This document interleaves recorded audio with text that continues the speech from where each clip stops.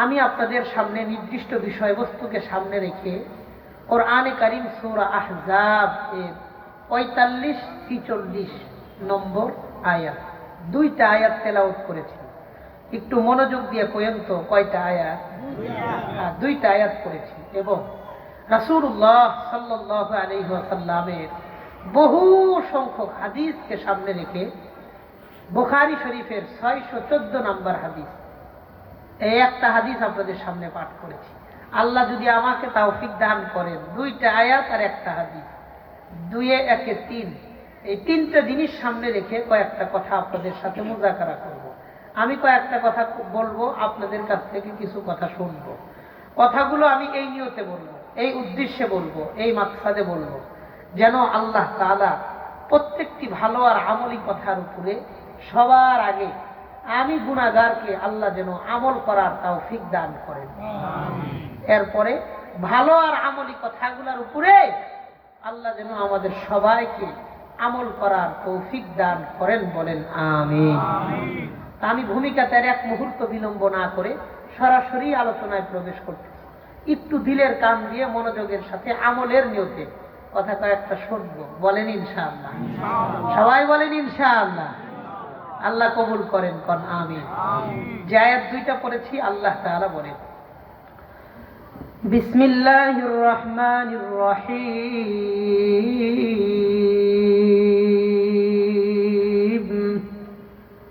ইয়া আইয়ুহান নাবিয়্যু ইন্না আরসালনাকা শাহিদান ওয়া মুবাশশিরা। নবী, আল্লাহ তাআলা নবীকে ডাক দিয়ে বলতেছেন, হ্যাঁ নবী, আমি আপনাকে দুনিয়াতে সাক্ষী হিসেবে পাঠাইছি। সাক্ষী, শাহিদা মানে সাক্ষী বানায় পাঠাইছি, ওয়া মুবাশশিরা সুসংবাদদাতা হিসেবে পাঠাইছি। যারা দিন মেনে আমল করে, দিন কায়েমের কথা বলে, তাদেরকে আপনি সুসংবাদ দিবেন। শাহিদান ওয়া মুবাশশিরা, দুইটা কথা গেল, সাক্ষী সুসংবাদদাতা। ওয়া নাযীরা,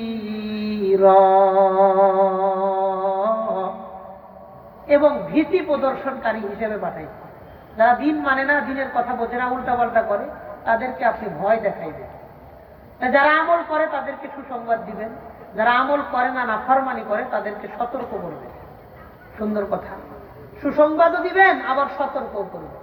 তাহলে সাক্ষী, সুসংবাদদাতা, সতর্ককারী, তিনটা কথা গেল, ঠিক না?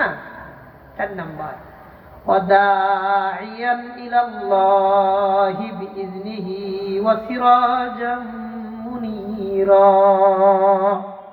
ওয়াদাইয়ান ইলাল্লাহ, আপনাকে আমি দাঈ বানায়া দুনিয়াতে পাঠাইছি। দাঈ, দ্বীনের দাঈ বানায়া পাঠাইছি।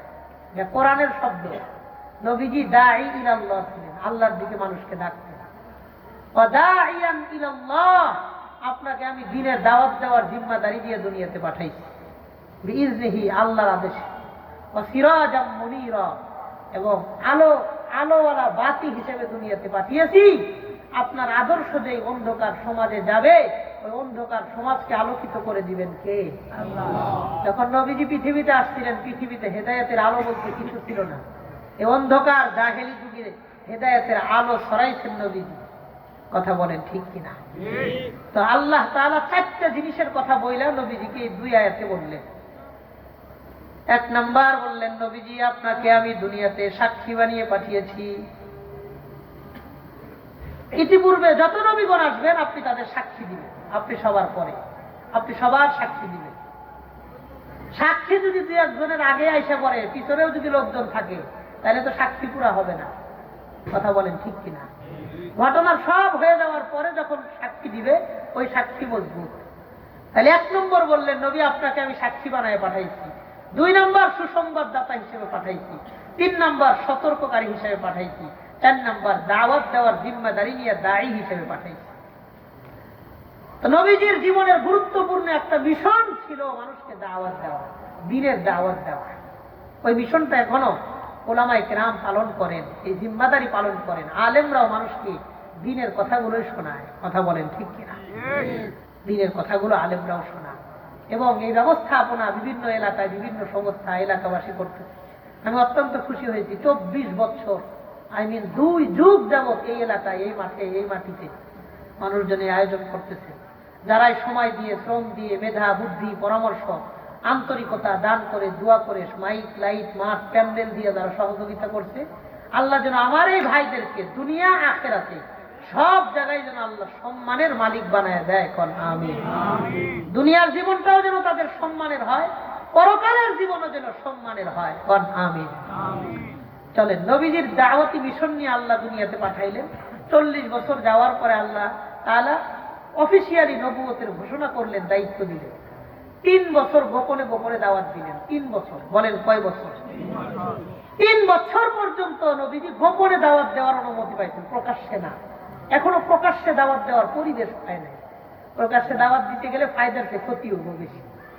3 বছরে 40 জন মানুষ ইসলাম গ্রহণ করেছে।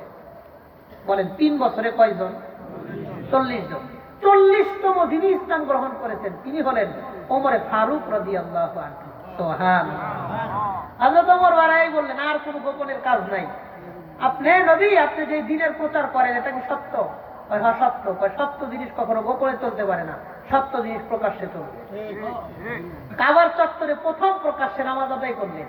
নামাজ পড়ে প্রথম তাকবীর দিলেন, নারায়ে লিল্লাহি তাকবীর, আল্লাহু আকবার বলে একটা মিছিল করলেন। পুরা কাবার চত্বরটা মিছিল দিয়ে ঘুরলেন প্রকাশ্যে হযরত ওমর। তিনি ইসলামের অন্যতম শক্তিশালী পুরুষ ছিলেন, অন্যতম শক্তি ছিলেন। শুধু এক ব্যক্তি না, পুরা একটা শক্তি নিয়ে তিনি ইসলামে আসছেন। নবীজি 3 বছর দাওয়াত দিয়ে অসংখ্যবার দোয়া করছেন আল্লাহ ইসলামকে শক্তিশালী করে। দাওয়াত দিচ্ছেন হযরত ওমরকে, আবু জেহেল, উতবা, সাইবা সবাই দাওয়াত দিচ্ছে, কাজ হয় না। পরে যখন দেখতেছে এমন কেউ ইসলামে আসতেছে না যার দ্বারা ইসলাম একটু শক্তিশালী হবে, ইসলামের কাজটা আগায়া যাবে, হচ্ছে না, নবীজি লাগাতার আল্লাহর কাছে দোয়া করতে থাকলেন। একটা দোয়া করলেন, আল্লাহুম্মা তাকাব্বাল মিন উমারাইনি লিল ইসলাম। আল্লাহ 2 জনের একজনকে আপনি ইসলামের জন্য কবুল করেন, হয় আবু জেহেলকে কবুল করেন অথবা হযরত ওমরকে কবুল করেন। সুবহানাল্লাহ। এই দোয়া করলেন, হয় আবু জেহেলকে হেদায়েত দেন অথবা ওমরকে হেদায়েত দিয়ে আপনি ইসলামের জন্য কবুল করেন। আল্লাহ তাআলার কি কারিশমা, নবীর দোয়া কবুল হইল। হযরত ওমরে ফারুক রাদিয়াল্লাহু আনহুকে আল্লাহ হেদায়েত দান করে দিলেন। এখান থেকে একটা জিনিস গভীর ভাবে বোঝা যায়, যে জিনিস দাওয়াতের মাধ্যমে হয় না ওই জিনিস দোয়ার মাধ্যমে হয়ে যায়। দাওয়াতের চাইতে দোয়ার পাওয়ার বেশি। দাওয়াত তো আমি দেই, দোয়া করলে কবুল করেন কে? আপনি সমাজের একজনকে 10 দিন দাওয়াত দিচ্ছেন, নামাজ পড়ে না, আপনি চরম বিরক্ত, তো কোনো মানুষের কাতারে পড়ে না। না, আপনি দাওয়াত দেন, দোয়াও করেন, কারণ আপনার দাওয়াতে না হইলে আল্লাহর কাছে দোয়া করলে দোয়ার দ্বারা হয়ে যাইতে পারে। দোয়ার মাধ্যমে তার দিল পরিবর্তন হইতে পারে। কথা বলেন ঠিক কিনা? এটাই প্রমাণ হয়। হযরত আবু হুরায়রার মা, তিনি মুশরিকা ছিলেন, ঈমান আনে না, কত দাওয়াত দেয়, ঈমান আনে না। একদিন দাওয়াত দিছে, আবু হুরায়রাকে ব্যাপক গালাগালি করছে, যে তুমি একটার লোকে থেকে তোমারও মাথায় গেছে, তারও মাথায় গেছে। নবীজিরও গালাগালি করছে, আবু হুরায়রারও গালাগালি করছে। অনেক কষ্ট নিয়ে কাঁদতে কাঁদতে নবীজির কাছে গিয়া বলছেন, নবীজি আমি আমার মারে খুব দাওয়াত দিই, কাজ হয় না, আপনি একটু দোয়া করেন। নবীজি দোয়া করছেন, আল্লাহুম্মা হদি উম্মা আবি হুরায়রা, আল্লাহ আপনি আবু হুরায়রার মারে হেদায়েত দেন। 1 সেকেন্ড দেরি করে না, উঠতে দৌড় দিয়ে বাড়িতে আইছে। আইসা দেখে দরজা আটকায়া মা গোসল করতেছে। ভিতর থেকে মা পায়ের আওয়াজ শুনতেছে, আবু হুরায়রা আসতেছে দৌড়াইয়া, আর তিনি বাহির থেকে গোসলের পানির শব্দ শুনতেছেন। ভিতরে যদি কেউ গোসল করে, বাইরে থেকে কিন্তু পানির শব্দ পাওয়া যায়। কথা কোন ঠিক কিনা? আবু হুরায়রা দরজা বাইরেতেছে, মা কয় আবু হুরায়রা দাঁড়াও, আমি গোসলটা সেরে আসি। গোসল করে আসলেন, ফালাবিসা দিরআহা ওয়াজিলাত আন খিমারিহা, ওড়না দিয়া সুন্দর করে চেহারা ঢেকে দরওয়াজা খুলে বলে, ইয়া আবা হুরায়রা আশহিদ, আবু হুরায়রা সাক্ষী থাকো, আশহাদু আন লা ইলাহা ইল্লাল্লাহ ওয়া আন্না মুহাম্মাদান আবদুহু ওয়া রাসূলুহু। আবু হুরায়রা তুমি সাক্ষী থাকো, আমি 2টা জিনিসের সাক্ষী দেই, আল্লাহ ছাড়া কোনো মাবুদ নাই, মুহাম্মদ রাসূল, তিনি আল্লাহর রাসূল এবং বান্দা। সুবহানাল্লাহ। আবু হুরায়রা মনে মনে একটা মন্তব্য করে রাসূলের কাছে এসে বললেন, নবীজি আমি দেখলাম আমি বাড়িতে যাওয়ার আগে আপনার দোয়া আল্লাহর আরশে পৌঁছায় গেছে। মুসলিম শরীফে হাদিস আসছে, এটা বুখারীতে হাদিস আসছে। দেখেন, যে জিনিস দাওয়াত দিয়ে হয় না ওই জিনিস দোয়ার মাধ্যমে হয়। আবু হুরায়রা তো অসংখ্য দিন দাওয়াত দিচ্ছেন, নিজের মারে হয় নাই, কিন্তু দোয়া করছেন, কাম বানায় দিচ্ছেন কে? আল্লাহ নবীজি 3 বছর দাওয়াত দিচ্ছেন, ইসলাম গ্রহণ করছে কয়জন? 40 জন। কথা কন্যা দেখি কয়জন? 40 জন। 40 নাম্বার যিনি ইসলাম গ্রহণ করতেন তার নাম কি? হযরত ওমর রাদিয়াল্লাহু আনহু। এই 3 বছর পরে 40 জন মুসলমান হওয়ার পরে নবীজির কাছে একটা আয়াত নাজিল হইল। খেয়াল করেন, আয়াত নাজিল হইল, ওয়ানজির আশীরাতাকাল আকরাবিন। নবীজি আপনি 3 বছর পর্যন্ত গোপনে গোপনে দাওয়াত দিয়েছেন, এখন থেকে আর গোপনে দাওয়াত নয়, আপনি আপনার আত্মীয় স্বজনকে প্রকাশ্যে কালিমার দাওয়াত দিয়ে দেন। প্রকাশ্যে আপনার আত্মীয় দিয়ে শুরু করেন, সবাইরে না, আপনার আত্মীয় কুরাইশ বংশের দ্বারা এদেরকে প্রকাশ্যে দাওয়াত দেন। এবার একটা হাদিস শোনেন, বুখারী শরীফের বর্ণনা, 4740 নাম্বার হাদিসের বর্ণনা, 4740 নাম্বার হাদিস। আর হযরত আব্দুল্লাহ ইবনে আব্বাস রাদিয়াল্লাহু আনহু তিনি বলেন, লাম্মা নাযালাত আনজির আশীরাতাকাল আকরাবিন। নবীজির উপর যখন কোরআনে কারীমের মধ্যে এই আয়াত নাজিল হইল, নবীজি এখন আর আপনি গোপনে দাওয়াত দিতে হবে না, প্রকাশ্যে আত্মীয় স্বজনদেরকে দাওয়াত দেন। এই আয়াত নাজিল হওয়ার পর সাইদান নবী সাল্লাল্লাহু আলাইহি ওয়াসাল্লাম আলা সাফা, নবীজি সাফা পাহাড়ের উপর উঠলেন। সাফা পাহাড়, সাফা মারওয়া, যারা হজ করতেন, উমরা করতেন, পাশাপাশি দুইটা 800-900 মিটারের ব্যবধানে দুইটা পাহাড়। এখন কাইটা কাইটা ছোট করতে, এক সময় বড় ছিল। নবীজি সাফা পাহাড়ে উঠলেন, যেখান থেকে কাবাঘর দেখা যায়, একটা কোণা থেকে দেখা যায়। নবীজি সাফা পাহাড়ের উপর দাঁড়াইলেন, দাঁড়ানোর পর আত্মীয় স্বজনদেরকে ডাক দিলেন। ফাজাআলা ইউনাদি ইয়া বানি আদি ইয়া বানি ফিহর লিবুতুনি কুরাইশ। হে কুরাইশ বংশের বানি আদি, বানি ফিহর কবিলার গোত্রের নাম নিয়া নিয়া নবীজি ডাকলেন, তোমরা সবাই সাফা পাহাড়ের কাছে আসো। নবীজি পাহাড়ের উপরে গেলেন, আশপাশে লোকজন সব মানুষ জমা হইল। হাত্তা ইজতামাউ, কুরাইশের সব মানুষ যখন একত্রিত হইলেন, ফাজআলান নাস ইযা লাম ইস্তাতি আন ইয়াহযুরা আরসালা রাসূলান লিয়ানযুরা মা হুয়া। কোন মানুষ নিজে যাইতে না পারলে আরেকজনকে পাঠিয়ে দিতেছে, যাও দেখো মুহাম্মদ কি বলে, কেন আমাদেরকে ডাকতেছে। সব মানুষ যাওয়ার পর নবীজি বললেন, সব মানুষ আসলো, আবু জেহেল আসলো, আবু লাহাব আসলো, কুরাইশদের যত বড় বড় নেতা ছিল সব নেতারা এসে হাজির হয়ে গেছে।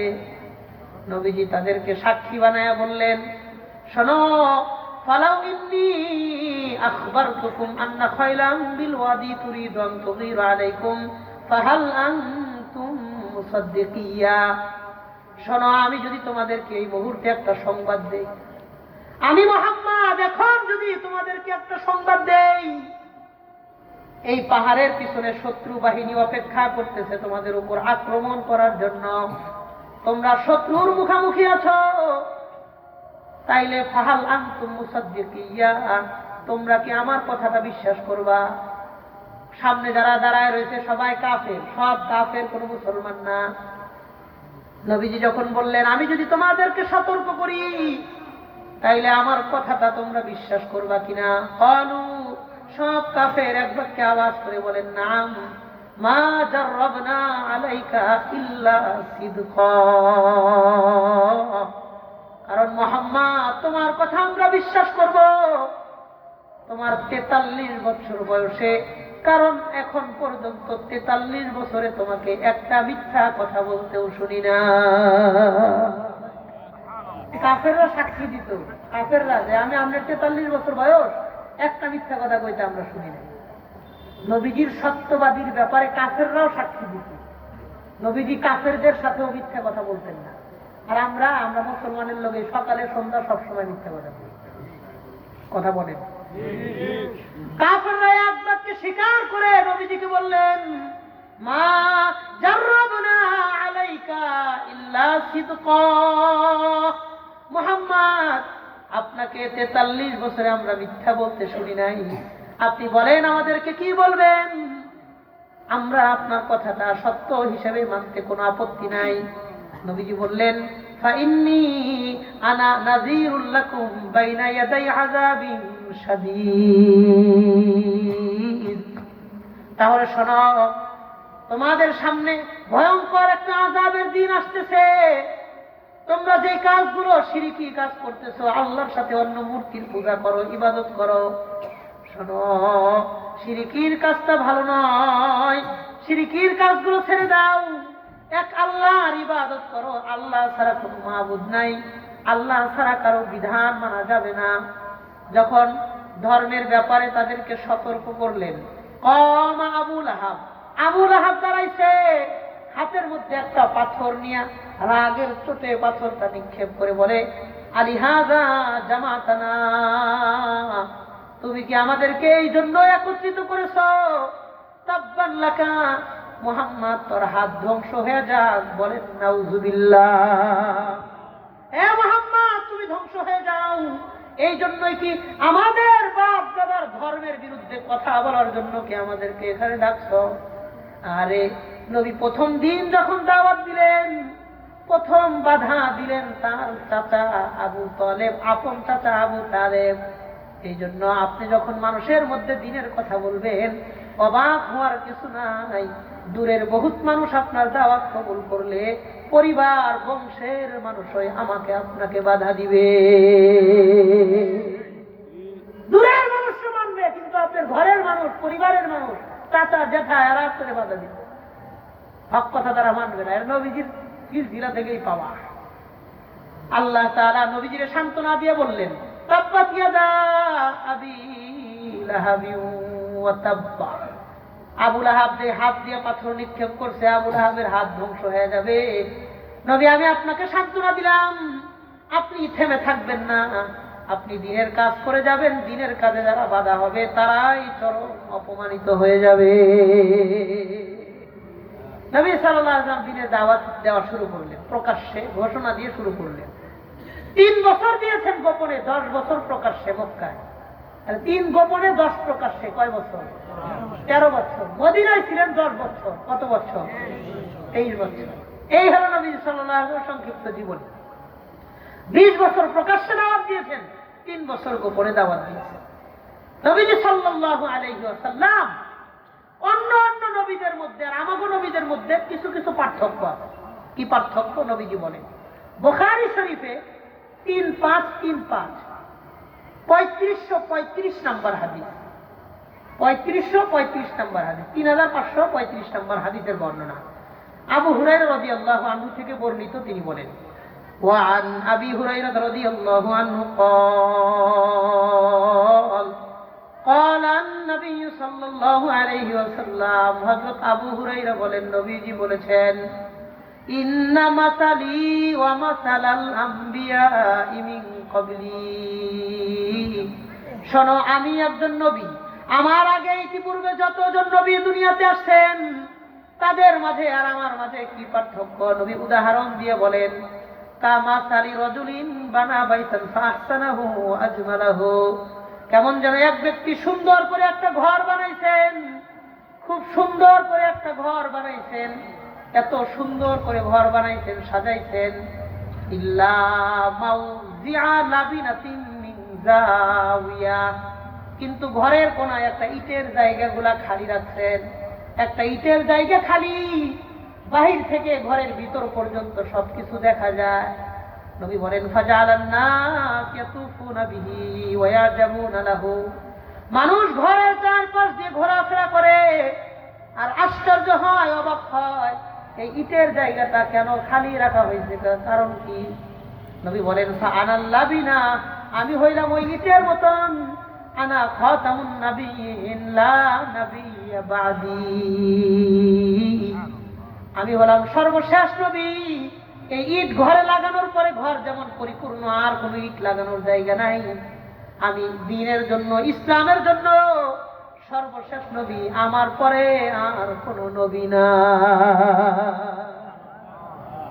এটা বুখারীর হাদিস, বুখারী শরীফের সহিহ হাদিস। কোরআনের পরে যে কিতাব পৃথিবীর মধ্যে বিশুদ্ধ, আসাহুল কুতুব বাদা কিতাবিল্লাহ, আল্লাহর কিতাবের পরে যে কিতাব সবচেয়ে সহিহ কিতাব বুখারী শরীফের 3535 নম্বর হাদিস।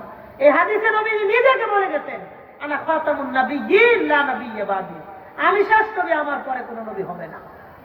নবী হবে না, নবী আসবে না, এটা বললেন না। নবীজির পরেও তো নবীজি দুনিয়াতে আসবেন, আসবেন না? ঈসা আলাইহিস সালাম আসবেন। তাহলে নবীর পরে নবী আসবে না, এ কথা ভুল। নবীর পরে নবী হবে না। তিনি নবী হইলে নবীর আগে হয়েছে, নবীর পরে হয় নাই। কথা কোন ঠিক কিনা? তাহলে নবীর পরে নবী আসবে না, এ কথাটা ঠিক না। যারা নবীর পরে নবী দাবি করে, এরা কয় কে কইছে আসবে না? ঈসা আলাইহিস সালাম কেমনে আইব? ঈসা আলাইহিস সালাম উম্মত হিসেবে আসবে। কথা বলেন ঠিক কিনা? উনি উম্মত হিসেবে আসবেন। তাহলে নবীর পরে নবী আসবে, এটা ঠিক, কিন্তু নবীজির পরে আর কেউ নবী হবে না, নবীজি শেষ নবী। তাহলে আসবে না আর হবে না, দুইটার মধ্যে পার্থক্য আছে না নাই? নবীজি বলেন, কানাত বানু ইসরাঈল তাসুসুহুমুল আম্বিয়া, বনি ইসরাঈলের মধ্যে আল্লাহ বহুত নবীদেরকে পাঠিয়েছেন। কুল্লামা হালাকা নাবিয়্যুন খালাকাহু নাবিয়্যুন, একজন নবী যখন চলে যাইতেন আরেকজন নবীকে আল্লাহ পাঠিয়ে দিতেন। শোনো আমার উম্মত, আনা খাতামুন নাবিয়্যিন লা নাবিয়্যা বাদি, আমার উম্মতের জন্য কিয়ামত পর্যন্ত আমি সর্বশেষ নবী, আমার পরে আর কোন নবী আসবে না। নবী বলেন, লাউ কানা বাদি নাবিয়্যুন লাকানা উমর, আমার পরে যদি কেউ নবী হইতো তিনি হইতেন ওমর। ওমর যেহেতু নবী হন নাই, দুনিয়াতে আমার পরে কিয়ামত পর্যন্ত আর কেউ নবী হবে না। বহুত হাদিসের মাধ্যমে এ কথা স্পষ্ট প্রমাণিত হয়, বহুত হাদিসের মাধ্যমে। এখন বলেন, যারা নবীজির পরে নবীজিকে আরো নবী দাবি করে, এরা কি জানে না এগুলো হাদিসে আছে? জানে, জানে, আম করতে ভালো জানে। কথা কন ঠিক কিনা? তাদের কথা অবাক লাগবে, অবাক হয়ে যাবেন তারা কি বলে। তিনি বলে আমাদের নবী শ্রেষ্ঠ নবী, তবে শেষ নবী নয়। বলেন না? না, কত সুন্দর কথা। আমাদের নবী শ্রেষ্ঠ নবী, সবচাইতে মর্যাদাপূর্ণ নবী, কিন্তু শেষ নবী নয়। কাদিয়ানীদের অনেক বক্তব্য আছে, বক্তব্য ইউটিউবে 28 মিনিটের একটা বক্তব্য আছে, কাদিয়ানীর আকীদা কি। তাদের যিনি ইমাম তিনি বক্তব্য দিতেছেন, তারা মানুষকে ধোঁকা দেওয়ার জন্য বলে যে আমরাও মুহাম্মদুর রাসূলুল্লাহকে শেষ নবী মানি, তবে কোন অর্থে তিনি শেষ নবী? কোরআন যে অর্থটাকে শেষ নবী বলেছে, হাদিস যে অর্থটাকে শেষ নবী বলেছে, ওই অর্থে আমরা শেষ নবী মানি। কোন অর্থ? বিশাল কথা তারা সেখানে বলেছে। তারা বলে আমার নবীজি যত মর্যাদা পেয়েছেন এমন মর্যাদা আর কেউ পাবে না এই শেষ নবী হিসাবে। আমার নবী পৃথিবীর সমস্ত মানুষ, সমস্ত নবীদেরকে ইমামতি করেছেন, এই অর্থে তিনি শেষ নবী। আমাদের নবী মেরাজে গিয়েছেন, আসমানে আর কোন নবী যাইতে পারবেন না, এই অর্থে তিনি শেষ নবী। আমার নবী মেরাজের রজনীতে জান্নাত দেখে আসছে, জাহান্নাম দেখে আসছে, তিনি শেষ নবী, যিনি জান্নাত জাহান্নাম দেখছেন, এরপরে কেউ দেখতে পারবে না। তার মানে আমাদের নবী শেষ নবী, এই মর্যাদার দিক থেকে শেষ নবী। এরপরে ধারাবাহিকভাবে আরো অনেক নবী আসবে, যে নবীরা আমার নবীর মর্যাদা পর্যন্ত যাইতে পারবে না, কিন্তু তারা নবী। বলেন না উজুবি? মানুষকে ধোঁকা দেওয়ার জন্য কত কাটছাট করে কথা বলে, ইসলামকে কাটছাট করে। আল্লাহ আমাকে বোঝার তৌফিক দান করে। আমাদের নবী কেমন নবী? তারা অন্য খ্রিস্টানরা পর্যন্ত নবী চিনতে, বনের পশুরা পর্যন্ত নবী চিনতে, কিন্তু আমরা উম্মত হয়ে আমরা নবীকে চিনতে পারি না। কথা বল ঠিক কিনা? হ্যাঁ, এমন বহু সহিহ হাদিসে ঘটনা আসছে। নবীজি এক খেজুর বাগানে গিয়েছেন পেশাব করার জন্য, জরুরত ছাড়ার জন্য। একটা উট আসছে, আয়েশা নবীজির সামনে মাথা নিচা করে দিয়া কাঁদতেছে, চোখ দিয়ে ঝরঝর করে পানি পড়তেছে। আগে আমি এটা দুর্বল হাদিস মনে করতাম, ওই দিন পড়াই থেকে দেখি বুখারীতে হাদিসটা আসছে, অবাক হয়েছি। নবীজি ডাক দিয়ে দিয়েছেন, মান মালিক হাজার না হাজির না পা, এই উটের মালিককে ডাক দাও। তারা খুঁজা খুঁজা এক লোক নিয়ে আসছেন, এই নিয়ে এই উটের মালিক। নবীজি বললেন, তুমি তোমার উটের উপরে বেশি বোঝা দাও, কম খাবার দাও, এটা জুলুম। তুমি তোমার উটের উপরে জুলুম করো না। তোমার উট আমাকে এই দুইটা শিকায়ত করেছে, তুমি তার উপরে বোঝা দাও বেশি, খাবার দাও কম। বোবা প্রাণী তোমারে কিছু বলতে পারে না, তুমি তোমার উটকে বোঝা কম দিবা, খাবার বাড়ায় দিবা। আমার নবী উটের প্রতি দয়াশীল ছিলেন, মানুষের প্রতি দয়াশীল আছেন। রাহমাতাল লিল আলামিন আল্লাহ বলেছেন, পৃথিবীর সবার জন্য আমার নবী দয়াশীল ছিলেন, পৃথিবীর সবার জন্য। দেখেন আল্লাহ তাআলা রাহমাতাল লিল মুসলিমিন বলেন নাই, মুসলমানদের জন্য রহমত, এটা বলেন নাই। রাহমাতাল লিল আলামিন, পৃথিবীর সবার জন্য রহমত। তাইলে বলেন রাহমাতুল লিল মুসলিমিন না রাহমাতুল লিল আলামিন? আমার আল্লাহকে বলা হয়েছে রব্বুল আলামিন, তিনি পৃথিবীর জন্য রব। আমার নবীকে বলা হয়েছে রাহমাতুল লিল আলামিন, তিনি পৃথিবীর জন্য রহমত। তাহলে আমার আল্লাহ যেই যেই জায়গার জন্য আল্লাহ, আমার নবী ওই ওই জায়গার জন্য রহমত। কথা কোন ঠিক কিনা?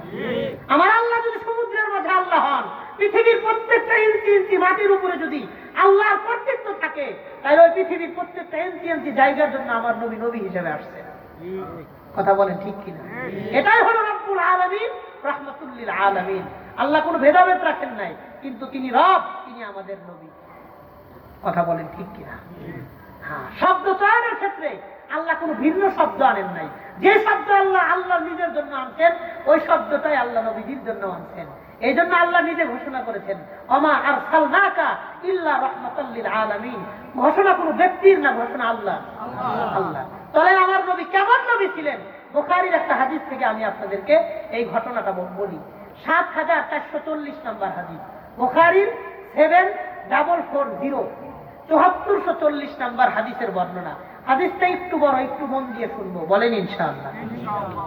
وعن أنس رضي الله تعالى عنه قال নবীজি সাল্লাল্লাহু আলাইহি ওয়াসাল্লামের খাদেম হযরত আনাস বিন মালিক রাদিয়াল্লাহু আনহু তিনি বলেন, নবীজি সাল্লাল্লাহু আলাইহি ওয়াসাল্লাম বলেছেন, কিয়ামতের দিন সব মানুষ যখন হিসাবের জন্য দাঁড়াবে, ইহবাসুল মুমিনুন ইয়াউমাল কিয়ামা, মুমিনরা যখন সব হিসাবের জন্য দাঁড়াবে, মুমিনরা দুনিয়াতে যত মুমিন মুসলমান ছিলেন সব হিসাবের মাঠে যখন দাঁড়াবে, কোনো কাফের না, মুমিন। কারণ হাসরের মাঠে কাফেরের কোনো হিসাব হবে না, হিসাব হবে শুধু মুমিনের। হুজুরেরা আবার কেমন কথা? তাই হয়, কাফের তো বিনা হিসাবে জাহান্নামী, ওর আবার হিসাব কিছু। কথা বলে মুমিনের শুধু হিসাব হবে, কারণ ওর কিছু ভালো আছে কিছু মন্দ আছে, হিসাব কিতাবের জায়গা আছে। কাফেরের তো হিসাব কিতাবের জায়গায় নাই, ওর ইমান নাই, যার ইমান নাই ওর জান্নাত নাই, ও একটাই ঠিকানা জাহান্নাম, ওর হিসাব করেও লাভ নাই, শুধু সময় নষ্ট। কথা বলে এটা আমার কথা না, আল্লাহ কোরআন এটা বলেছেন, ফালা নুকিমু লাহুম ইয়াউমাল কিয়ামাতি ওয়াজনা। আমি আল্লাহ কাফেরদের জন্য কোনো ওজনের ব্যবস্থা রাখি নাই, কোনো মিজান, কোনো দাড়িপাল্লা রাখি নাই ওদের দিকে। আল্লাহ নিজেই কইছেন আমি ওদের জন্য কোনো ওজনের ব্যবস্থা রাখি নাই, হিসাব শুধু মুমিনের হবে, আল্লাহ দয়া করবেন। আল্লাহ কোরআনে সব জায়গায় বলেছেন ফালা ইউজলামুন, তাদেরকে সামান্য জুলুম করা হবে না। দেখেন আল্লাহ বলছেন জুলুম করা হবে না, আল্লাহ কোথাও বলেন নাই যে তাদেরকে দয়া করা হবে না, রহম করা হবে না, এটা আল্লাহ বলেন নাই। তার মানে আল্লাহ জুলুম করবেন না, দয়া করবেন। সুবহানাল্লাহ। হযরত আনাস রাদিয়াল্লাহু আনহু বলেন, নবীজি বলেছেন সব মুসলমান যখন হিসাবের জন্য হাসরের মাঠে দাঁড়াবে, দাঁড়ায় থাকবে, সূর্যটা মাথার 1 মাইল দূরত্বে চলে আসবে, মানুষের ব্যাপক পরিমাণে কষ্ট হইতে থাকবে। আহারে, কারো ঘাম হবে হাঁটু পর্যন্ত, কারো কোমর পর্যন্ত, কারো নাক পর্যন্ত। নবী বলেন ওয়ামিনহুম মাইয়ুলজিমুহু ইলজামা, কেউ বা তার ঘামের মধ্যে হাঁটু গেড়ে সাঁতার কাটতে থাকবে, হাবুডুবু খাইতে থাকবে, তার ঘামের মধ্যে এত বেশি ঘাম হবে। সব মানুষ বসে পরামর্শ করবে, একটা টিম গঠন করবে। এই টিম গঠন হয়ে বলবে লাউ ইস্তাশফানা ইলা রাব্বিনা ফায়ুরিহানা মিন মাকানিনা হাযা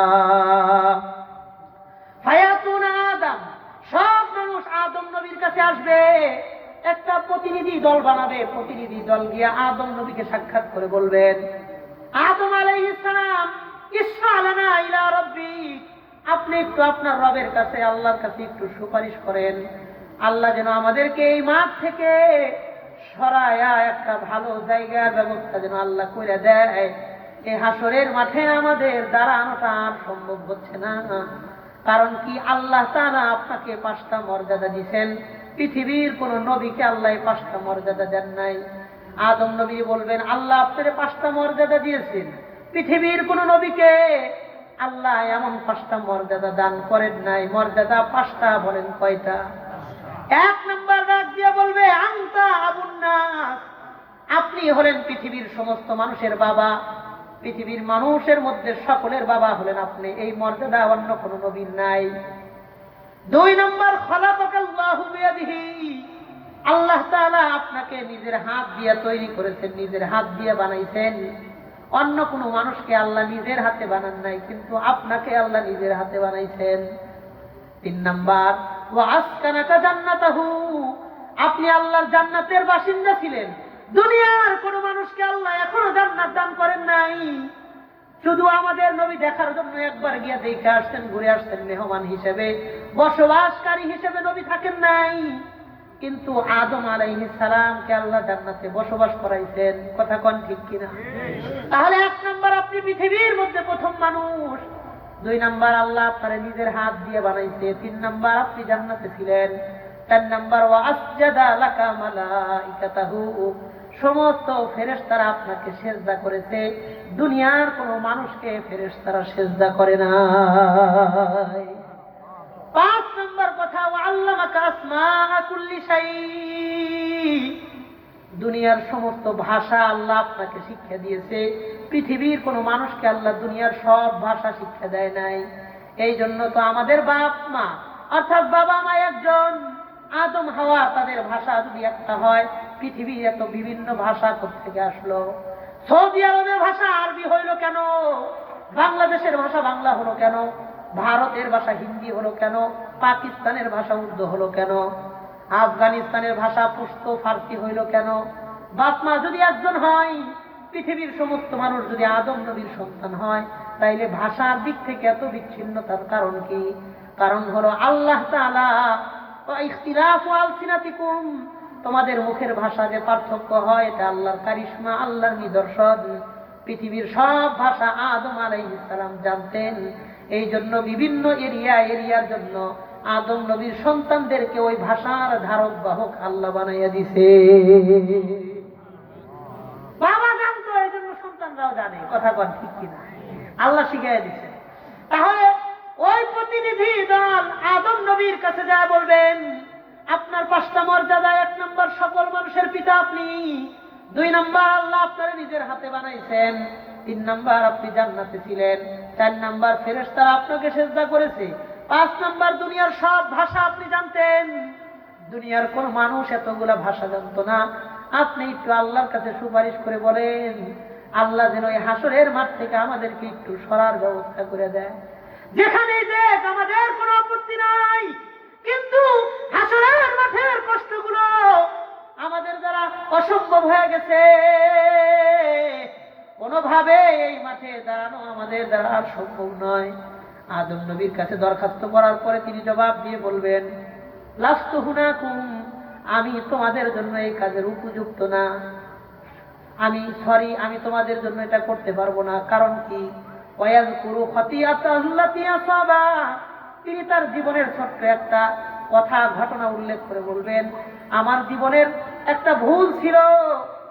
কি ভুল? আকলাহু মিনাশ শাজারাতি ওয়া ক্বাদ নুহিয়া আনহা, তিনি বলবেন, আল্লাহ আমারে একটা গাছের ফল খাইতে নিষেধ করেছেন, আমি আল্লাহর নিষেধকে রক্ষা করতে পারি নাই, আমি ওই ফলটা খেয়ে ফেলেছি।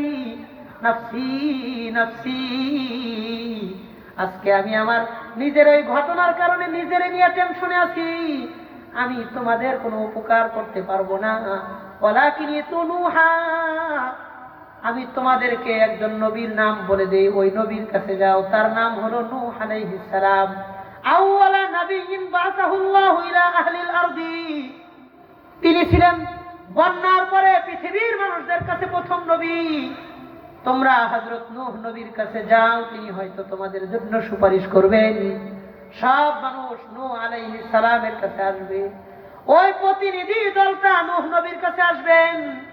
আসার পরে বলবেন, আনতা আউয়ালু নাবিয়্যিন বাসাকাল্লাহু ইলা আহলিল আরদি, আপনাকে আল্লাহ ভালোবাসেন, বন্যার পরে আপনি আদমে সানি। নূহ আলাইহিস সালামকে সানি আদম বলা হয়। আদম নবী যেমন পৃথিবীর মধ্যে প্রথম নবী ছিলেন, বন্যার পরে পৃথিবী যখন প্লাবিত হয়ে গেছেন, তিনি আপনি আদমে সানি। আপনি আমাদের জন্য আল্লাহর কাছে একটু সুপারিশ করেন। নূহ নবী বলবেন, লাস্তু হুনাকুম, আমি তোমাদের জন্য নিজেরে এই কাজটার উপযুক্ত মনে করি না।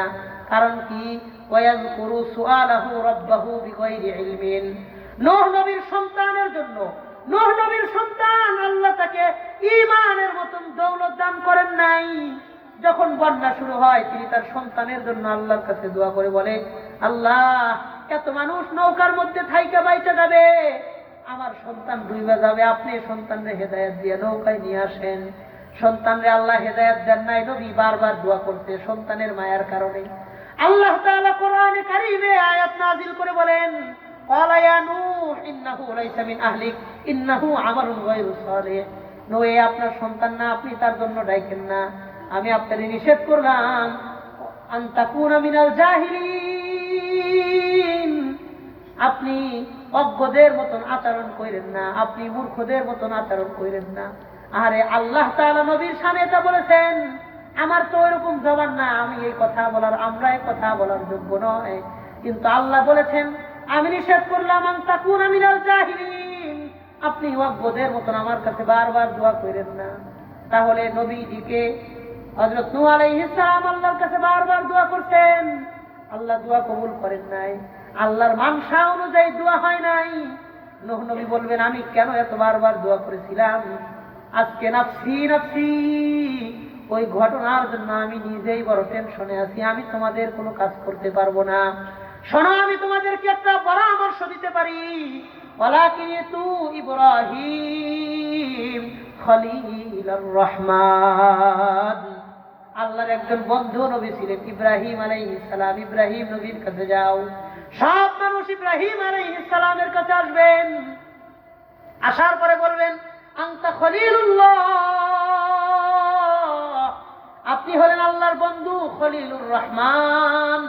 ইশফা'লানা ইলা রাব্বিক হাত্তা ইউরিহানা মিন মাকানিনা হাযা, আপনি একটু আল্লাহরে কোন, আল্লাহ যেন এই জায়গা থেকে আমাদেরকে একটু সরানোর ফয়সালা করে দেন। হযরত ইব্রাহিম নবী বলবেন, আমি তোমাদের জন্য এই কাজ করতে পারবো না, আল্লাহর কাছে কোনো সুপারিশ করতে পারবো না। কারণ কি, ওয়ায়াযকুরু সালাসা কাযিবাতিন কাযাবাহুন্না ফিদ দুনিয়া, তিনি বলবেন, আমি 3 জায়গায় দুনিয়াতে অসত্য কথা বলেছিলাম। দুনিয়াতে ইব্রাহিম আলাইহিস সালাম 3 জায়গায় সত্য কথা গোপন করছিলেন। উনি বলেছেন যে আমি 3 জায়গায় দুনিয়াতে মিথ্যা বলেছিলাম। আসলে তো নবীর শানে মিথ্যা শব্দটা বলা যায় না, এজন্য আমি বললাম ইব্রাহিম আলাইহিস সালাম দুনিয়াতে 3 জায়গায় অসত্য বলেছিলেন, কিংবা সত্যকে গোপন করেছিলেন। সত্যটা বলেন নাই, ভিন্নভাবে একটা এশারা ইঙ্গিতে কথাটা বলে দিতেন। সত্য যেটা হবে তিনি জানতেন, তারপরেও বলেন। 3টা জায়গায় সত্যকে গোপন করেছিলেন। পরিস্থিতির শিকার হলে সত্যকে গোপন করার অনুমতি আছে। যেমন কাসেম নানতুবি, তিনি ভারতবর্ষে দারুল উলুম দেওবন্দ মাদ্রাসা প্রতিষ্ঠা করতেন। ব্রিটিশ সেনাবাহিনী তারা আসছে গ্রেফতার করার জন্য। ব্রিটিশে তো উনি ছাত্রা, দারুল উলুম দেওবন্দের একটা মসজিদ আছে, মসজিদে ছাত্রা, ওই মসজিদে আমরা পড়েছি, ওই মসজিদের সাথে আমার রুম ছিল। তো ওই ছাত্রায় তিনি বৈশা বৈশা কোরআন শরীফ পড়তেছে। ওই সেনাবাহিনী মসজিদে ঢুকছে, 2টা দিকে যায়, কাসেম কাসেমকে চেনো, মাওলানা কাসেমকে চেনো? তিনি এক জায়গায় বসে কোরআন শরীফ পড়তেছিলেন, কোরআন শরীফকে নিয়ে দাঁড়াইছে, দাঁড়ায় আর এক জায়গায় গিয়া বলতেছেন, আহারে একটু আগেই উনি এখানে ছিলেন। সুবহানাল্লাহ কইতেন না, উনি কোরআন শরীফকে নিয়ে একটু সরে গেছে, সরে গিয়ে একটু আগেই তিনি এই যে জায়গায় ছিলেন। বলেন, উনি কি মিথ্যা বলছেন না সত্যকে গোপন করছেন? এটা কি মিথ্যা বলা যায়? উনি তো বলেন না যে আমি চিনি না, কে জানি না, I have no idea about that person, এটা উনি বলেন নাই যে আমার জানা নাই কিংবা আমি চিনি না। উনি বলছেন একটু আগে এই জায়গায় ছিল। কথা তো ঠিক হয়, এখন এই জায়গায় নাই, এখন এই জায়গায় আছে। তো ব্রিটিশ বাহিনী তারা রেখে চলে গেছে, আর গ্রেফতার করে নাই। তো কখনো কখনো পরিস্থিতির শিকার হইলে সত্যকে এড়াইয়া যাওয়া যায়, কিন্তু মিথ্যা বলার অনুমতি আবার নাই। মিথ্যা বলার অনুমতি নাই, সত্যকে এড়ানোর অনুমতি আছে, কৌশল করার অনুমতি আছে। কথা বলেন ঠিক কিনা? যেটাকে হাদিসের ভাষায় বলা হয়েছে তাওরিয়া। তাওরিয়া করলেন আপনি। আচ্ছা, যতটুকু বুঝছেন চলবো, সারা বলা যায়, ঠিক আছে না ইনশাআল্লাহ? ইব্রাহিম নবী 3 জায়গায় এমন সত্য গোপন করছিলেন। 1 নাম্বার, তিনি মূর্তি ভাঙছেন। মূর্তি ভাঙছেন, সব মানুষ আইসা জিজ্ঞাসা, মান ফাআলা হাযা, এটা কে করছে? ভাই কে করছে আমার জিগাও কেন, ওই যে একটা বাচ্চা রয়েছে হারে জিগাও। একটা গলায় আবার কুড়ালটা ঝুলায় রাখছে, কোরআন শরীফে আছে, আমি ঘটনা করে তোর অজৈব না, কুড়াল একটা গলায় ঝুলায় রাখছে, বড় মূর্তিটা সব ফিরে ভাঙছে, বড়টার গলায় কুড়াল ঝুলায় রাখছে। আজকে ইব্রাহিম তুমি বাড়িতে ছিল, আর কেউ ছিল না, কে করছে এটা? আমার দিকে ওকে, ওই যে দাঁড়ায় রয়েছে হারে দিকেও। তাইলে সত্য কথা তিনি হারায় গেছেন, সত্য বলেন নাই। 2 নম্বর কথা, সব মানুষ যেদিন মেলায় যাবে, মূর্তি পূজা হবে, মূর্তিকে পানিতে ডুবাইব, ইব্রাহিম নবী বলছে তুমিও চলো আমাদের সাথে। তিনি বলছে ক্বালা ইন্নী সাকিম, আমি অসুস্থ। আসলে তিনি অসুস্থ ছিলেন না, তার মন খারাপ ছিল। আমার কওম, আমার বাবা, আরে আমি এত বড় পয়গম্বর, অথচ আমার বাবা কাফের, আমার বাবা মূর্তির বিজনেস করে, শিরকের ব্যবসা করে, মনটা বড় খারাপ। তিনি বললেন তোমরা যাও, আমি অসুস্থ। আসলে তিনি অসুস্থ ছিলেন না, মন ভালো ছিল না। আসলে মন ভালো না থাকাও একটা অসুস্থতা, কথা কর, এটাও এক রকমের অসুস্থ। কিন্তু আসলেও তারা যে অসুস্থ বুঝছে, আসলে তো তিনি ওই অসুস্থ না। বাহ্যিক ভাবে একটু মিথ্যা কথার মতো মনে হয়, কিন্তু এটা মিথ্যা না, এটাকে বলে তাওরিয়া, সত্যকে গোপন করা। 3 নম্বর, হযরত ইব্রাহিম আলাইহিস সালাম তার বিবি সারাকে নিয়ে তিনি সফর করতেছিলেন। এক জালেম বাদশা তারে গ্রেফতার করছে, জিজ্ঞাসা করছে ইনি কে? যদি বলে যে সে আমার বিবি, বলবে তালাক দে, তোর বিবিকে আমি বিবাহ করব। জিজ্ঞাসা ইনি কে? কয় আমার বোন। বোনরে তার তালাক দেওয়া যায়, বোনরে তালাক দেওয়া যায়, কথা কন্যা করে তালাক দেওয়া যায়। বলছে ইনি আমার বোন। এখন আল মুসলিম আখুল মুসলিম, এক ভাই যদি মুসলমানের ভাই হতে পারে, আর একজন অপরিচিত হইলে মুসলমান হওয়ার সাথে সে আমার বোন হতে পারে। আপনি যদি আমার ভাই হন, তার একজন মহিলা, সে তো আমার বোন হতে পারে, পারে না? এটা মিথ্যা কথা না, স্ত্রী তো না, স্ত্রী তো অবশ্যই, কিন্তু তিনি বলছেন তিনি আমার বোন। কথা হইলো কয়টা? কথা কন কয়টা? 1 নম্বর, মূর্তি ভাঙ্গার কথা তিনি গোপন করেছেন, অসুস্থ না, তারপরেও বলেছেন আমি অসুস্থ। বোন রে, বিবিরে পরিচয় দিচ্ছেন আমার বোন। তিনি এই 3টা কথা হাসরের মাঠে মনে পড়বে। আল্লাহ যদি বলে এ পয়গম্বর তুমি মূর্তি ভাঙছো কেন, সত্য স্বীকার করো নাই? এ পয়গম্বর তুমি অসুস্থ ছিল না, কেন তুমি সুস্থতার কথা বললা না? কেন তুমি তাদের সাথে ইমানি ভাবে লড়াই করলা না, যে আমি সুস্থ তারপরেও যাব না, এটা কেন বললা না? তোমার বিবি, তুমি কেন বললা না সে আমার বিবি? কারণ আল্লাহ চাইলে সব জালেম থেকে প্রতিশোধ নিয়ে রক্ষা করতে পারেন, সব সময় মুমিনকে বাঁচাইতে পারেন কে? আল্লাহ। তাহলে তুমি কেন এই কথাগুলো বললা না? ইব্রাহিম নবী বললেন নাফসি নাফসি, এই 3টা বিষয় নিয়ে আমি নিজে বড় চিন্তিত। এই 3টা কারণে আমি নিজে চিন্তায় আছি, আমি নিজে নাফসি নাফসি করতেছি। আমি তোমাদের জন্য আল্লাহর কাছে কোনো সুপারিশ করতে পারবো না। আমি একটা পরামর্শ দেই, ওয়ালাকিনিতু আবদান ক্বাদ আতাহুল্লাহু তাওরাত ওয়া কাল্লামাহু ওয়া কাররাবাহু নাজিয়া। আমি তোমাদেরকে একটা পরামর্শ দেই, এমন একটা নবী দুনিয়াতে আছেন যার সাথে আল্লাহ সরাসরি কথা বলতেন, ইনডাইরেক্ট কথা বলতেন, একদম সরাসরি কথা বলতেন। আল্লাহ তাকে তাওরাত কিতাব দিয়েছেন, আল্লাহ তারে খুব কাছের বান্দা হিসেবে গ্রহণ করেছেন। তোমরা আমার কাছে নয়, যাও যাও তোমরা মূসা নবীর কাছে চলে যাও। সব মানুষ মূসা আলাইহিস সালামের কাছে আসবে, আয়েশা বলবে আপনি আল্লাহর সাথে সরাসরি দুনিয়ার জমিন থেকে কথা বলতে পারতেন, কোন জিবরাইলের মাধ্যমে মধ্যস্থতা লাগতো না, কোন ফেরেশতা লাগতো না। আরে আপনি আমাদের জন্য সুপারিশ করেন, আল্লাহ যেন আমাদের ব্যাপারে একটা ভালো সিদ্ধান্ত গ্রহণ করেন।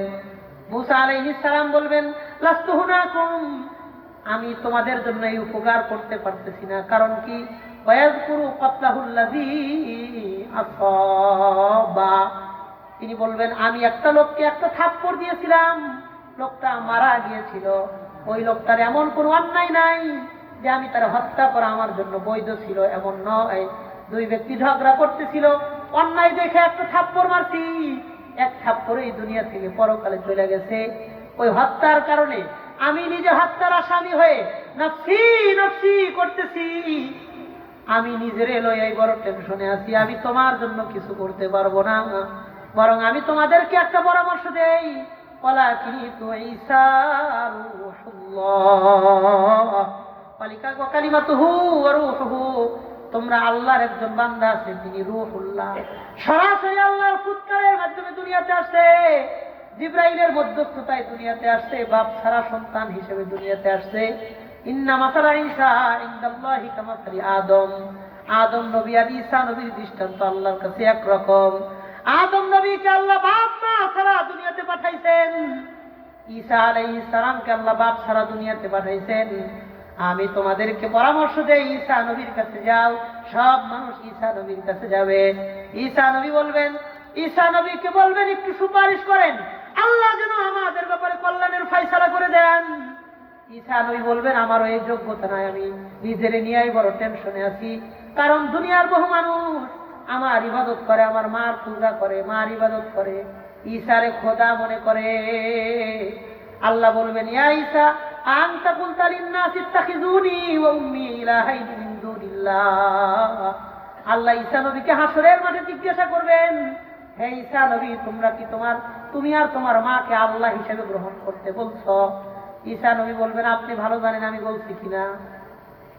তো আর আমি যদি বলে থাকি আপনি জানেন, আমি যদি না বলে থাকি এটাও আপনি জানেন। আল্লাহ, যতদিন পর্যন্ত আমি দুনিয়াতে জীবিত ছিলাম মানুষ আমার ইবাদত করে নাই, আমার মার ইবাদত করে নাই। আমি যখন মরে গেছি তখন আমার ইবাদত করতেছি। আর আমি যতদিন জীবিত ছিলাম আমি দায়িত্ববান ছিলাম, জিম্মাদারি ছিলাম। আমি যখন চলে আসছি তখন আপনি জিম্মাদার ছিলেন, আমারই জিজ্ঞান কেন? সুবহানাল্লাহ। কন্যা নবীগণ কত বুদ্ধিমান ছিলেন, ব্রিলিয়ান্ট ছিলেন। আমি যতদিন দুনিয়াতে ছিলাম কোন মানুষ আমি ঈসার ইবাদত করে নাই, আমার মার ইবাদত করে নাই। আমি মরে যাওয়ার পরে খ্রিস্টানরা আমার ইবাদত করে, আমার মার ইবাদত করে। আমি মরে গেলে তো আমার জিম্মাদারিও শেষ। তা আপনি ছিলেন তো আমার জিম্মাদারি, এখন আপনি কোন আমি কইছি না কইছি না। আল্লাহ বলবেন, যাও তোমাকে একটা সাক্ষী দাও, পরে আমাদের নবীকে ডাকবেন। অনেক লম্বা হাদিস, আমাদের নবীকে ডাকবেন, তুমি সাক্ষী দাও। ঈসাকে এটা বলছে, নবীজি বলবেন, না ঈসা এটা বলে নাই।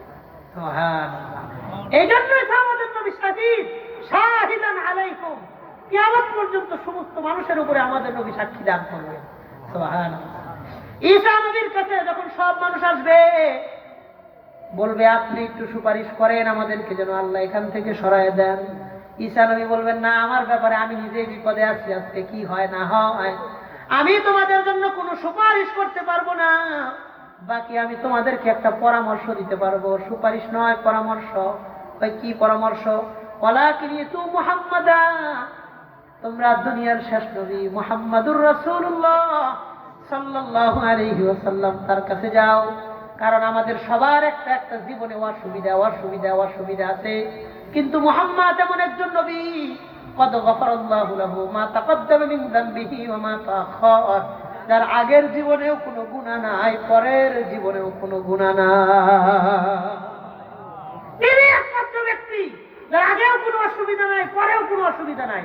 আমরা সব নবীর একটা একটা অসুবিধা আছে, আমরা সবাই নাফসি নাফসি টেনশনে পড়ে রয়েছি, নাফসি করতেছি। তার কাছে যাও, তিনি হয়তো তোমাদের জন্য কিছু করতে পারবেন।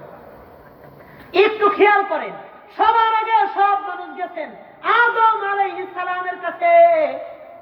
আদম নবী পাঠাইছেন নূহ নবীর কাছে, নূহ নবী পাঠাইছেন ইব্রাহিম আলাইহিস সালামের কাছে, ইব্রাহিম আলাইহিস সালাম পাঠাইছেন মূসা নবীর কাছে, মূসা নবী পাঠাইছেন ঈসা নবীর কাছে, ঈসা আলাইহিস সালাম পাঠাইছেন মুহাম্মাদুর রাসূলুল্লাহর কাছে। ছয়জন নবী। বলেন কয়জন নবী? আদম, নূহ, ইব্রাহিম, মূসা, ঈসা, মুহাম্মদ সাল্লাল্লাহু আলাইহি ওয়াসাল্লাম। ছয়জন নবী, একদম আদম থেকে ঈসা পর্যন্ত পৃথিবীর সমস্ত বড় পয়গম্বরদের কাছে মানুষ যাইবে। কেউ আল্লাহর কাছে গিয়ে বলবো যে একটা কিছু করেন, মানুষদের কষ্ট হইতেছে, আল্লাহ একটা ফায়সালা করেন, এই সাহস পাবেন না। কেউ কথা বলার মতন নিজেই হিম্মত করবেন না যে আমি গিয়ে কিছু করি। এবার সব মানুষ স্পেশাল স্টেশনে আসবে, আমাদের নবীজির কাছে আসবেন। আসার পরে বলবেন, ইয়া রাসূলুল্লাহ ইন্নাকা ক্বাদ খুতিমতা বিকান নাবিয়্যিন, আপনার দ্বারা আল্লাহ নবুয়তের সিলসিলা শেষ করছে। আপনি দুনিয়াতে সমস্ত নবীর পরে আসছেন, কিন্তু আপনার মর্যাদা সমস্ত নবীর চাইতে আল্লাহ বাড়াইয়া দিছে। এই জন্য আমরা বাংলাদেশে প্রধান বক্তা পরে আসে। হ্যাঁ, যে আগে বয়ান করবো হ্যাঁ নাম আগে থাকবো, তারপরে তারপরে তারপরে এমন, কিন্তু সিস্টেম উল্টা। যে পরে বয়ান করে হ্যাঁ নাম সবার আগে থাকে। কেন? এটাই নিয়ম, যিনি প্রধান বক্তা তিনি সবার পরে আসে। আমাদের নবী প্রধান বক্তা ছিলেন, এই জন্য সমস্ত নবী এসে ঘোষণা করে গেছে। ঈসা নবীকে দিয়ে আল্লাহ ঘোষণা দিয়েছে, বলেন ইয়াতি মিন বা'দি ইসমুহু আহমদ, আমার পরে একজন নবী আসবেন তার নাম হবে আহমদ, এটা কোরআনে বলছেন। তো আমার নবীর নাম ঘোষণা করে গেছে ঈসা আলাইহিস সালাম। কথা বল ঠিক কিনা? এই জন্য যে বক্তা, আমাদের দেশের নিয়ম হওয়া উচিত বক্তায় নাম ঘোষণা করে যাবে, এটাই সুন্নাত। নবী ঘোষণা করে গেছেন না, তার নাম হবে আহমদ।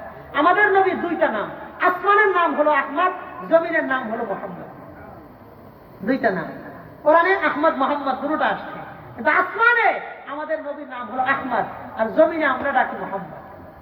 আচ্ছা, শেষ হাদিসটা শেষ করি, দেখেন চমৎকার কথা আসছে। নবীজি সাল্লাল্লাহু আলাইহি ওয়াসাল্লামের কাছে মানুষ যখন যাবে, নবীজি সব কিছু শোনার পরে বলবেন, ঠিক আছে তোমরা যাও, আমি আমার আল্লাহর সাথে এখনই দাঁড়ায় কথা বলতেছি। মানুষের অভিযোগ শোনার পরে ফাখাররা সাজিদা, নবীজি সিজদায় পড়ে যাবেন। ফামাকাসা যালিকা তাওয়িলা, লম্বা সময় নবীজি সিজদায় পড়ে থাকবেন। আল্লাহর কাছে সিজদায় যখন পড়ে থাকবেন লম্বা সময়, আল্লাহ তাআলা চারটা কথা বলবেন। আল্লাহ বলবেন, ইয়া মুহাম্মদ ইরফা রাসাক, হে মুহাম্মদ আপনি আপনার মাথা উঠান। ওয়াকুল তুসমা, আপনি বলেন কি বলবেন, আপনার কথা শোনা হবে। ওয়াসাল তুতা, আপনি চান কি চাইবেন, আপনার চাওয়া পূরণ করা হবে। ওয়াসফা তুশাফা, আপনি সুপারিশ করেন, আপনার সুপারিশ কবুল করা হবে। এক নম্বর, মুহাম্মদ আপনি মাথা উঠান, আপনি মাথা উঠান। দুই নাম্বার, আপনি বলেন কি বলবেন, আমি আপনার কথা শুনবো। তিন নাম্বার, আপনি চান কি চাইবেন, আমি দিব। চার নাম্বার, সুপারিশ করেন, আমি আল্লাহ আপনার সুপারিশ কবুল করব। নবীজি বলবেন, ইয়া আল্লাহ, আমার উম্মতের মধ্যে সব মানুষ যখন নফসি নফসি নফসি বলবে, আমার নবী আপনার নবী তখন উম্মতি উম্মতি উম্মতি টেনশন করবে। বলবেন, আল্লাহ আখরিজু মিনান নার, আল্লাহ আপনি জাহান্নাম থেকে আমার উম্মতকে আগে বাইর করেন, পরে সবার কথা দেখা যাবে।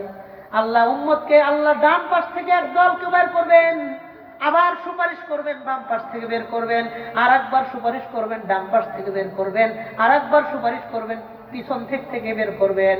চার পাশ থেকে যখন আল্লাহ চারটা মুঠ দিয়ে উম্মতে মুহাম্মাদিকে জাহান্নাম থেকে বের করবেন, এরপরেও নবীজি জাহান্নামে তাকায় দেখবেন অনেক মানুষ জাহান্নামে আছে।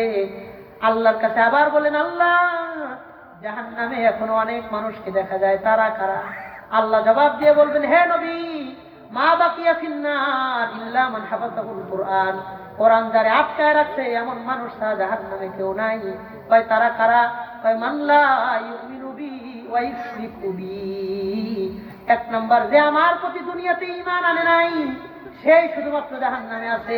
দুই নাম্বার যে আমার প্রতি ঈমান আনার পরেও শিরিক করছে তারাই শুধু জাহান্নামে আছে। এদেরকে কোরআন আটকায় রাখছে, কারণ মুশরিক আর কাফেরদেরকে আল্লাহ জান্নাত দিবেন না। নবী আপনি তাদের ব্যাপারে সুপারিশ করবেন না।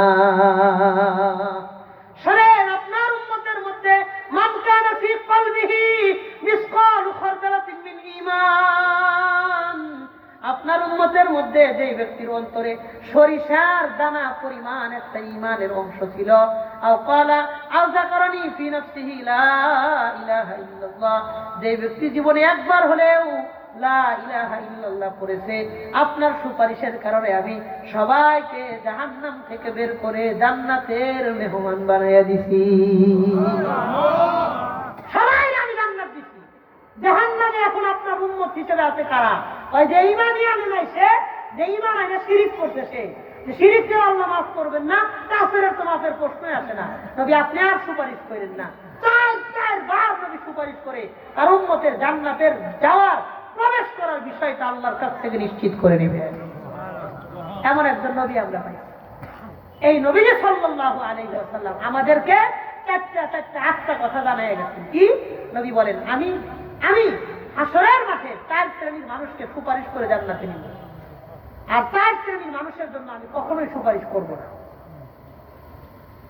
4 শ্রেণীর জন্য নবীজি সুপারিশ করবেন, 4 শ্রেণীর জন্য করবেন না, ডাইরেক্ট না করে গেছে। তাহলে ওই 4 শ্রেণীর কথা শুই না আবার অন্তর্ভুক্ত হওয়া, ওই 4 শ্রেণীর কথা শুনে ওখান থেকে বেঁচে থাকার আমাদের দরকার আছে না নাই? চলেন আমি সংক্ষেপে বইলা তাড়াতাড়ি গোছায় শেষ করে দিই। তাহলে যাদের জন্য সুপারিশ করবেন এই 4টা আগে শুনি, এরপরে যারা জন্য করবেন না ওটা সংক্ষেপে বলে দিব, সমস্যা নেই ইনশাআল্লাহ।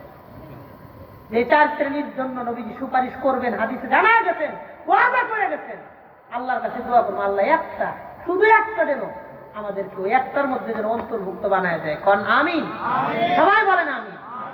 1 নম্বর বুখারী শরীফের বর্ণনা, নবী বলেন, বুখারীর বর্ণনা, হযরত আবু হুরায়রা রাদিয়াল্লাহু আনহুর হাদিস, নবীজি আবু হুরায়রা একদিন প্রশ্ন করেছেন, মান আসাদুন নাসি বিশাফাতিকা ইয়াউমাল কিয়ামাহ, নবীজি হাসরের মাঠে আপনি সবার আগে কার জন্য সুপারিশ করবেন? সুবহানাল্লাহ। নবী আপনি সবার আগে হাসরের মাঠে আপনি কার জন্য সুপারিশ করবেন একটু বলেন। নবীজি বললেন, আবু হুরায়রা আমার ধারণা ছিল এমন প্রশ্ন তুমি ছাড়া আর কেউ করবা না, তুমি এই প্রশ্ন করবা আর কেউ করবা না। জানান তো আন্নাকা সায়াসআলুনি আন হাযা, তুমি আমারে সাতাসআলুনি আন হাযা, এটা তুমি জিগাইবা আর কেউ জিগাইবে না।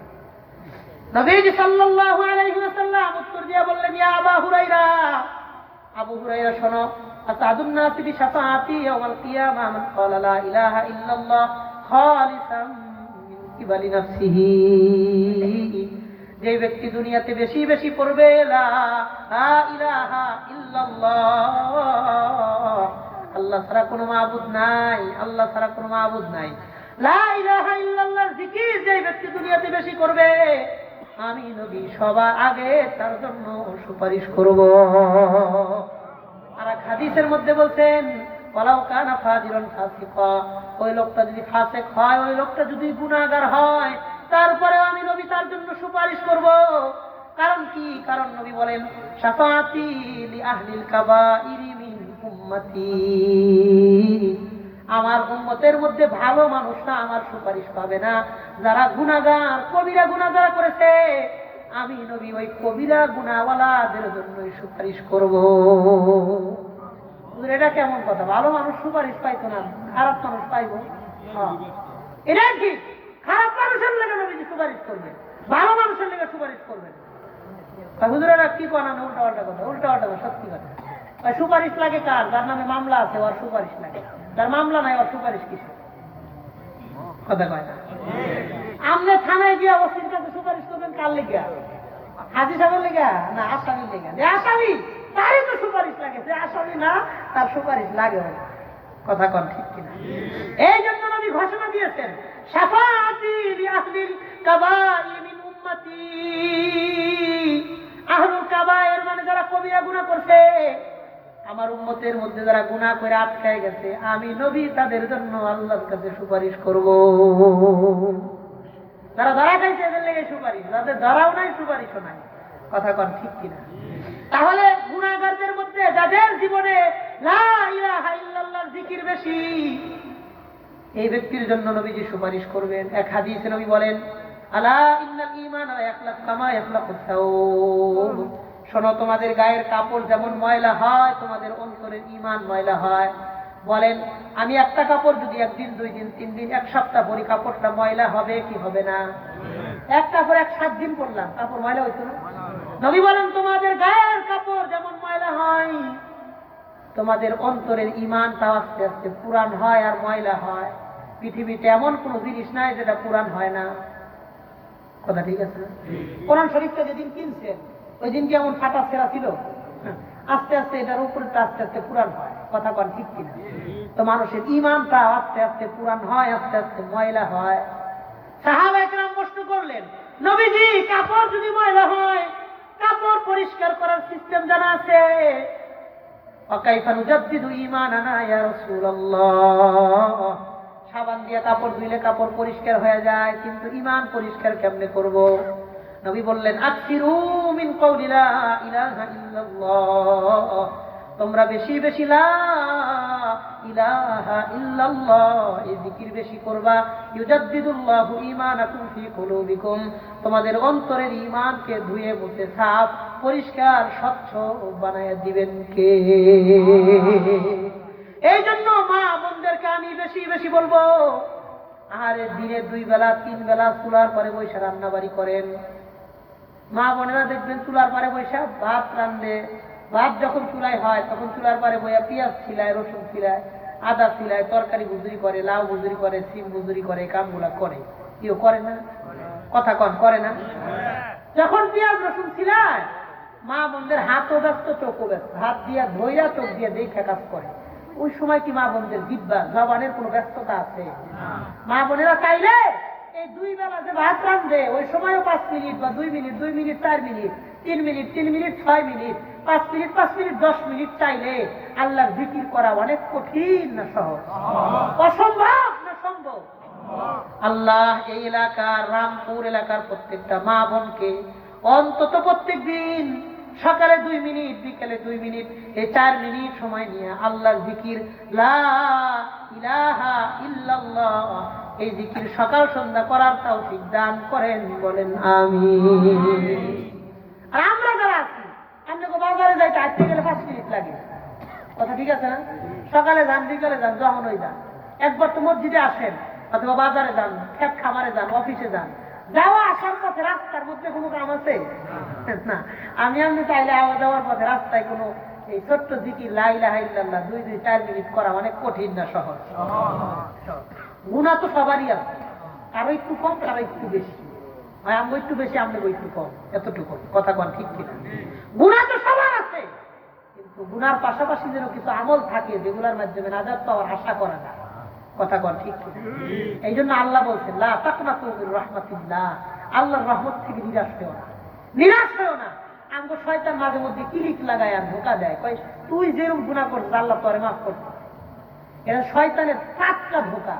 আল্লাহ বলছেন আল্লাহর রহমত থেকে নিরাশ হও না, শয়তান আমগো নিরাশ করে দেয়, কথা বলে। আল্লাহ নিজেই তো বলছে নিরাশ হও না, ক্ষমা চাওয়ার দায়িত্ব আমার, কবুল করার দায়িত্ব আল্লাহ, কথা বলেন।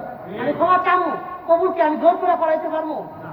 আমার চাওয়ার মতন চাইতে হবে, কবুল করবেন কে? ওই বিশ্বাস নিয়ে চাইতে হবে।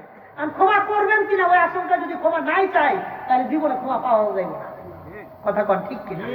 তাইলে 1 নম্বর নবীজি বললেন তোমরা আল্লাহর কাছে বেশি বেশি লা ইলাহা ইল্লাল্লাহর জিকির করবা, কারণ যে ব্যক্তির লা ইলাহা ইল্লাল্লাহর জিকির বেশি ও যত বড় গুনাহগার হোক আমি ওর জন্য আল্লাহর কাছে সবার আগে সুপারিশ করব। হ্যাঁ তো সবসময় আল্লাহরে নিয়ে থাকছে, লা ইলাহা ইল্লাল্লাহ, আল্লাহ তারা কোনো মাবুদ নাই, আমার সুপারিশ করা সহজ। আল্লাহ আপনার কথা বেশি কইতে পারে, মাফ করে দেন, সুপারিশ করাটা সহজ, কথা কন ঠিক কিনা? 2 নম্বর কথা বুখারীর বর্ণনা, মুসলিমের বর্ণনা, মুসলিম শরীফের 614 নম্বর হাদিসের বর্ণনা।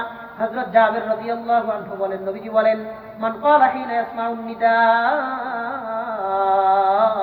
যে ব্যক্তি আযান শোনার পরে বলবে, কি শোনার পরে?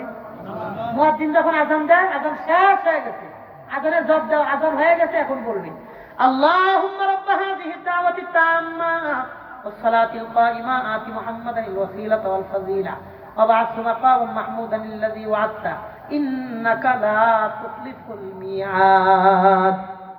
এই দোয়াটা পড়বে।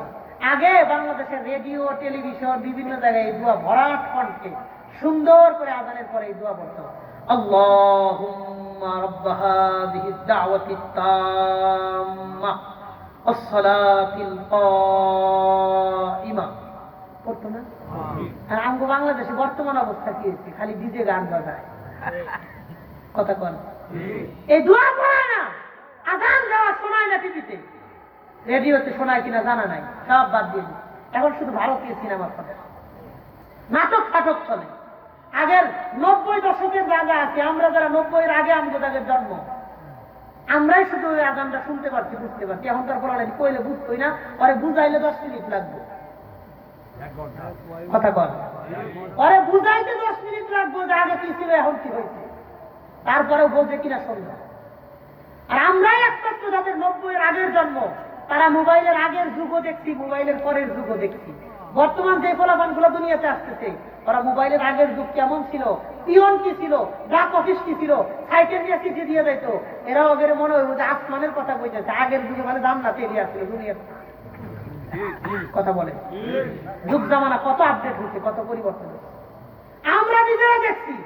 মোবাইলের আগের যুগও দেখছি। ফোন আইলে মাইক দিয়ে ঘোষণা করতো অমকের ছেলে অমক দেশ থেকে টেলিফোন করেছেন, আবার 12টা বাজে টেলিফোন করবে, আপনি এসে দোকানে বসে থাকেন। 2 ঘন্টা গিয়ে বসে থাকতো, পরে ফোন করলে কথা বলতে কথা বলেন। 1 মিনিট কথা বললে 20 টাকা লাগতো, ফোন করতেও টাকা লাগতো, ফোন রিসিভ করলেও টাকা লাগতো। কথা বলেন ঠিক কিনা? আমরাই সেই যুগ দেখছি, আগের যুগও দেখছি, পরের যুগও দেখছি। বর্তমানের মানুষ যারা আইতেছে আগের যুগও দেখেন, এখানে বুঝা বর্তমান যুগ দেখে, আইফোনের যুগ দেখে। কথা বলেন ঠিক? ঘোড়ার গাড়ি দিয়ে মানুষ চলতো, মহিষের গাড়ি দিয়ে মানুষ চলতো, হাঁটতে হাঁটতে কত দূর পর্যন্ত চলে যেত। এখন এই রামপুরের বাড়িতে রিক্সা দিয়ে। কথা বলেন। আল্লাহ আমাদের বোঝার তৌফিক দান করে। নবী বলেন যে ব্যক্তি আযান শোনার পরে বলবে আল্লাহুম্মা রাব্বা হাযিহিদ দাওয়াতিত তাম্মা, এই দোয়া যে ব্যক্তি আযান শোনার পরে পড়বে, ইল্লা হাল্লাত লাহু শাফাআতি ইয়াউমাল কিয়ামা, ওই লোকের জন্য সুপারিশ করে জান্নাতে নিয়ে যাওয়া আমি নবীর দায়িত্ব হয়ে যায়। এটা আমি নবীর দায়িত্ব, আমি তার সুপারিশ করে জান্নাতে লয়ে যাব। তাহলে 1 নাম্বার যে বেশি বেশি লা ইলাহা ইল্লাল্লাহ বলবো। গুনাহগার হওয়ার অসুবিধা নেই ভাই, আমিও গুনাহগার, আপনিও গুনাহগার, কোন পার্থক্য নাই। হ্যাঁ, আশরাফ আলী থানভী রহমতুল্লাহ আলাইহি কত বড় একজন ব্যক্তি ছিলেন। ওনার কাছে একটা চিঠি লিখছে, চিঠি সুন্দর করে চিঠি লিখে বলছে, আমি আপনার বয়ান শুনি, আমি আপনার ইসলাহী কথা শুনি, কিন্তু আমার মুখে দাড়ি নাই, আমি দাড়ি শেভ করি, তো এই জন্য আমি আপনার সাথে দেখা করতে পারি না। দাড়ি নাই, দেখা করা সরব, দেখা করি না। থানভী রহমতুল্লাহ চিঠি দিতে জবাব দিয়ে দিচ্ছেন, ভাই আপনিও কিছু গুনাহ করেন, আমিও কিছু গুনাহ করি, হয়তো আপনার গুনাহটা প্রকাশ্যে হয়, আমার গুনাহটা গোপনে হয়। এক গুনাহগার আর এক গুনাহগারের সাথে সাক্ষাৎ করতে কোনো অসুবিধা নেই। এই জবাব শুনে তিনি তাজ্জব হয়ে গেছে। 2 মাস পরে ওই চিঠি নিয়ে আসছে, মুখে সুন্দর দাড়ি নিয়ে আয়া চিঠির মাধ্যমে পরিচয় দিতেছে, আমি ছিলাম এই, এখন আপনার এই জবাবে আমার দিল না, আমার জীবন পরিবর্তন করে দিয়েছে। আমিও গুনাহগার, আপনিও গুনাহগার, কোনো অসুবিধা নেই। একটু লা ইলাহা ইল্লাল্লাহ জিকিরটা বেশি করবো, আযানটা শুনলে আযানের জবাব দিব, জবাবের পরে দোয়া করবো। বলেন ইনশাআল্লাহ, বলেন ইনশাআল্লাহ। আমি আপনাদেরকে আমার খুব কাছের এবং আপন মানুষ হিসাবে কথাগুলো বলতেছি, কোনো অসুবিধা নাই তো? শেষ কথা, নবী বলেন যে ব্যক্তি মদিনায় থাকবে, মদিনায় বসবাস করবে, মদিনায় ইন্তেকাল করবে, মদিনায় মারা যাবে, মদিনায় যে মরতে পারবে, নবী বলেন আনা শাফিউন লিমান মাতা বিহা, মদিনায় মারা গেলে আমি তার সুপারিশ করে জান্নাতে নিয়ে যাব। আমি আল্লাহর কাছে বলবো, আল্লাহ হে তার পরিবার, আত্মীয় স্বজন, ভাই বেরাদার সব ফালাইয়া আমি নবীর মহাব্বতে মদিনায় থাকতে এখানে মারা গেছে, আল্লাহ আমি তারে সারা জান্নাতে যাব না। সে তো তার বংশ রেখে আমার কাছে আসছে, বংশরে ধ্বংস করে আমার কাছে আসছে, আমি তারে রেখে জান্নাতে যাব না। আমি আর আমি তো মদিনায় চাইলে বসবাস করতে পারবো না, অনেক বিষয়, অনেক টাকা পয়সার ব্যাপার, দোয়া তো করতে পারবো, আল্লাহ জীবনে একবার যদি মক্কা মদিনায় যাইতে পারি, ওইটাই যেন শেষ যাওয়া হয়, মদিনায় যেন কবর হয়। বলেন আমিন, বলেন আমিন। ইমাম মালিক রাহমাতুল্লাহ আলাইহি 40 বছর মদিনার বাইরে যায় না, কেন? আমি মদিনায় মরবো, যদি বাইরে গেলে যদি আমি মরে যাই, যদি মরে যাই, মদিনার বাইরে যাইতে না, কখনোই না। মদিনায় মারা গেছেন, মদিনায় তার এখনো কবর আছে। একবার নবীজি রিয়াজুল জান্নায় নামাজ পড়া আল্লাহর কাছে দোয়া করেন, আল্লাহ আমি কবে মারা যাবো একটু বলেন, একটু ইশারা দেন, আমার অনেক কাজ জমে আছে, বিভিন্ন জায়গায় সফর করতে হয়, করতে পারি না। ওই নামাজ পড়া মোনাজাত করতে করতে ঘুমায় গেছে। ঘুমায় যাওয়ার পরে রাসূলুল্লাহ সাল্লাল্লাহু আলাইহি ওয়াসাল্লাম স্বপ্নে দেখা দিচ্ছে, দেখা দিয়া ইমাম মালিককে হাত দেখাইছে, মালিক এই যে এরকম হাত দেখায় স্বপ্ন ভেঙে গেছে। হ্যাঁ, দেখেন নবীর হাত নাই। অবাক, কেমন স্পষ্ট স্বপ্ন দেখলাম, মনে হয় বাস্তব। ওনার স্বপ্ন দিয়া ওনার খাদেমকে পাঠাইছে। ওই সময়ের পৃথিবী বিখ্যাত স্বপ্নর যিনি তাবির করতেন আল্লামা ইবনে সিরিন রাহিমাহুল্লাহ, তাবিরুর রুইয়া, তার একটা কিতাব আছে স্বপ্নের ব্যাখ্যা নিয়ে, বিশাল বড় কিতাব। ওনার কাছে খাদেমকে পাঠাইছেন, বললেন যাও বলবা যে রাসূল সাল্লাল্লাহু আলাইহি ওয়াসাল্লামকে এক লোক স্বপ্ন দেখেছে, তাকে নবীজি এমন হাত দেখাইছে, হাত, এই হাত দেখাইছে 5টা আঙ্গুল দেখাইছে, এই স্বপ্নের ব্যাখ্যা কি, আমার নাম বলবা না, সাবধান আমার নাম বলবা না। ঠিক আছে যাও, পাঠাইছে ওনার কাছে। উনি ইবনে সিরিন রাহিমাহুল্লাহর কাছে গেছে, যা বলতেছে এক ব্যক্তি স্বপ্ন দেখেছে নবীজি সাল্লাল্লাহু আলাইহি ওয়াসাল্লাম তারে এমনি 5টা আঙ্গুল দিয়ে হাত দেখাইছে, এই স্বপ্নের ব্যাখ্যা কি বলেন? উনি তো জগৎ বিখ্যাত স্বপ্নের ব্যাখ্যার জন্য। এর ব্যাখ্যা কি? তো ইমাম ইবনে সিরিন রাহিমাহুল্লাহ, এই স্বপ্ন অবশ্যই তোমার স্বপ্ন না, তিনি স্বপ্ন দেখেছে তাকে পাঠাও। তো হ্যাঁ, এই স্বপ্ন তো তোমার স্বপ্ন না, যে স্বপ্ন দেখছে তাকে পাঠাও, অথবা তার নাম বলো। তিনি বলছে নাম বলা যাবে না, আমার অনুমতি নাই নাম বলার। যদি আমি বলতে হয় নাম, আমাকে আবার যেতে হবে, তার কাছ থেকে অনুমতি নিয়ে আবার আসতে হবে। নাম বলতে পারবো কিনা, আমি কোনো খেয়ানত করতে পারবো না। তিনি রওনা দিচ্ছে, তিনি পিছন দিক থেকে ডাক দিচ্ছে, শোনো এদিকে আসো, শোনো আমার জানা আছে এই স্বপ্ন বর্তমানে ইমাম মালিক ছাড়া কেউ দেখতে পারবে না। জেনারেলাইজেশন, এই স্বপ্ন ইমাম মালিকের হবে, তাছাড়া আর কারো এই স্বপ্ন হবে না। এখন কি ব্যাখ্যা? নবীজি সাল্লাল্লাহু আলাইহি ওয়াসাল্লাম ইমাম মালিককে 5টা আঙ্গুল দেখায় বললেন, ইমাম মালিক তুমি আল্লাহর কাছে যে জিনিস জানতে চাও সম্ভব নয়, কারণ পৃথিবীর মধ্যে 5টা জিনিস একমাত্র আল্লাহ ছাড়া কেউ জানে না। এর মধ্যে একটা হলো মানুষ কোথায় মরবে, ফি আইয়ি আরদিন তামুত, মানুষ কোন জায়গায় মারা যাবে এটা আল্লাহ ছাড়া কেউ জানে না, কখন মারা যাবে এটা আল্লাহ ছাড়া কেউ জানে না। সুতরাং তুমি আল্লাহর কাছে মৃত্যু কখন হবে এটা জানার দোয়া করো না, এটা আল্লাহই জানে, কাউকে আল্লাহ জানাইবো না। তো তিনি মদিনার বাইরে যাইতেন না। তাহলে 1 নাম্বার যে বেশি বেশি লা ইলাহা ইল্লাল্লাহ পড়বে, 2 নাম্বার যে আযানের জবাব দিবে, 3 নাম্বার যে মদিনায় মারা যাবে, মদিনায় মারা যাবে, 4 নাম্বার যে ব্যক্তি রাসূল সাল্লাল্লাহু আলাইহি ওয়াসাল্লামের উপর বেশি বেশি দরুদ পড়বে, বেশি বেশি দরুদ পড়বে। নবী বলেন লা তাজআলু বুয়ুতাকুম কুবুরা ওয়া লা তাজআলু কবরি ঈদা, আমার কবরকে তোমরা মাজার বানায়ো না, তোমার ঘরকে তোমরা কবর বানায়ো না। ওই ঘরকে কবরস্থান বানায়ো না, এটার মানে কি? ওই কবরস্থানে বহুত মানুষ আছে, অনেক মানুষ শোয়া, তারা নামাজ পড়ে না। তোমার ঘর যেন এমন না হয় যে তোমরাও শুয়ে থাকো নামাজ পড়ো না। কবরস্থানে বহু মানুষ আছে তেলাওয়াত করে না, তোমার ঘরেও লোক আছে তেলাওয়াত করে না। কবরস্থানে বহুত মানুষ আছে জিকির নাই, তোমার ঘর যেন জিকির শূন্য না হয়। নবী বললেন তোমার ঘর দ্বারে কবরস্থান বানায়ো না। 3টা ব্যাখ্যা। কবরস্থানে নামাজ পড়ে না কেউ, লোকজন আছে নামাজ নাই। কবরস্থানের লোকেরা নামাজ পড়ে, কবরস্থানের লোকেরা কোরআন পড়ে, কবরস্থানের লোকেরা জিকির করে না। নবী বললেন তোমার ঘরকে কবরস্থান বানায়ো না, নামাজ পড়ো, জিকির পড়ো, তেলাওয়াত পড়ো। নবী বললেন ওয়াসাল্লু আলাইয়া, তোমরা আমার উপরে বেশি বেশি দরুদ পড়ো, ফাইন্না সালাতাকুম তাবলুগুনি হাইসু কুনতুম, তোমরা দুনিয়ার যেখান থেকে দরুদ পড়ো ফেরেশতারা মুহূর্তের মধ্যে দরুদ আমার কবরে পৌঁছায় দেয়। এই জন্য 4টা কাজ যারা করবে নবী তার জন্য সুপারিশ করবেন। বলেন কয়টা কাজ? 1 নাম্বার লা ইলাহা ইল্লাল্লাহ বেশি বেশি পড়বো, 2 নাম্বার আযানের জবাবের পরে দোয়া পড়বো, 3 নাম্বার মদিনায় মৃত্যুর জন্য আল্লাহর কাছে দোয়া করব, 4 নাম্বার নবী বললেন যে ব্যক্তি আমার উপর বেশি বেশি দরুদ পড়বে, পড়েন সাল্লাল্লাহু আলাইহি ওয়াসাল্লাম, এই 4 ব্যক্তির জন্য আমি নবী আল্লাহর কাছে হাসরের মাঠে সুপারিশ করব। তারা যদি কোনো কারণে গুনার কারণে আটকে যায়, আমি নবী সুপারিশ করে জান্নাতের মেহমান বানাইয়া দিব। তার শ্রেণী বেশি জিকির, আযানের দোয়া, মদিনায় ইন্তেকাল, নবীর উপর দরুদ। আল্লাহ আমাকে বোঝার তৌফিক দান করেন। এই লা ইলাহা ইল্লাল্লাহ সকাল সন্ধ্যা 2 মিনিট 2 মিনিট 4 মিনিট পড়বো। আল্লাহ তো 24 ঘন্টা সময় দিতে, দিনে রাত্রে, ওখান থেকে 4 মিনিট বের করলে অসুবিধা কোথায়? কথা বলেন ঠিক কিনা? আমি এটা আমল করি, এই যে আমার হাতে একটা তসবিহ আছে, আমি আলহামদুলিল্লাহ এটা করি। সকাল সন্ধ্যা প্রত্যেক দিন নবীজির সুপারিশ লাভের আশায় দিনের সকালে 10 বার হোক, বিকালে 10 বার হোক, 20 বার হইলেও প্রত্যেক দিন লা ইলাহা ইল্লাল্লাহ জিকিরটা করব। বলেন ইনশাআল্লাহ, বলেন ইনশাআল্লাহ। আল্লাহ কবুল করেন, বলেন আমিন। 100 বার যেন অন্তত হয়, সকালে 50, বিকালে 50, অথবা যে কোনো বার লা ইলাহা ইল্লাল্লাহ 100 বার করতে 3 মিনিট লাগে। কয় মিনিট লাগে? 3 মিনিট লাগে।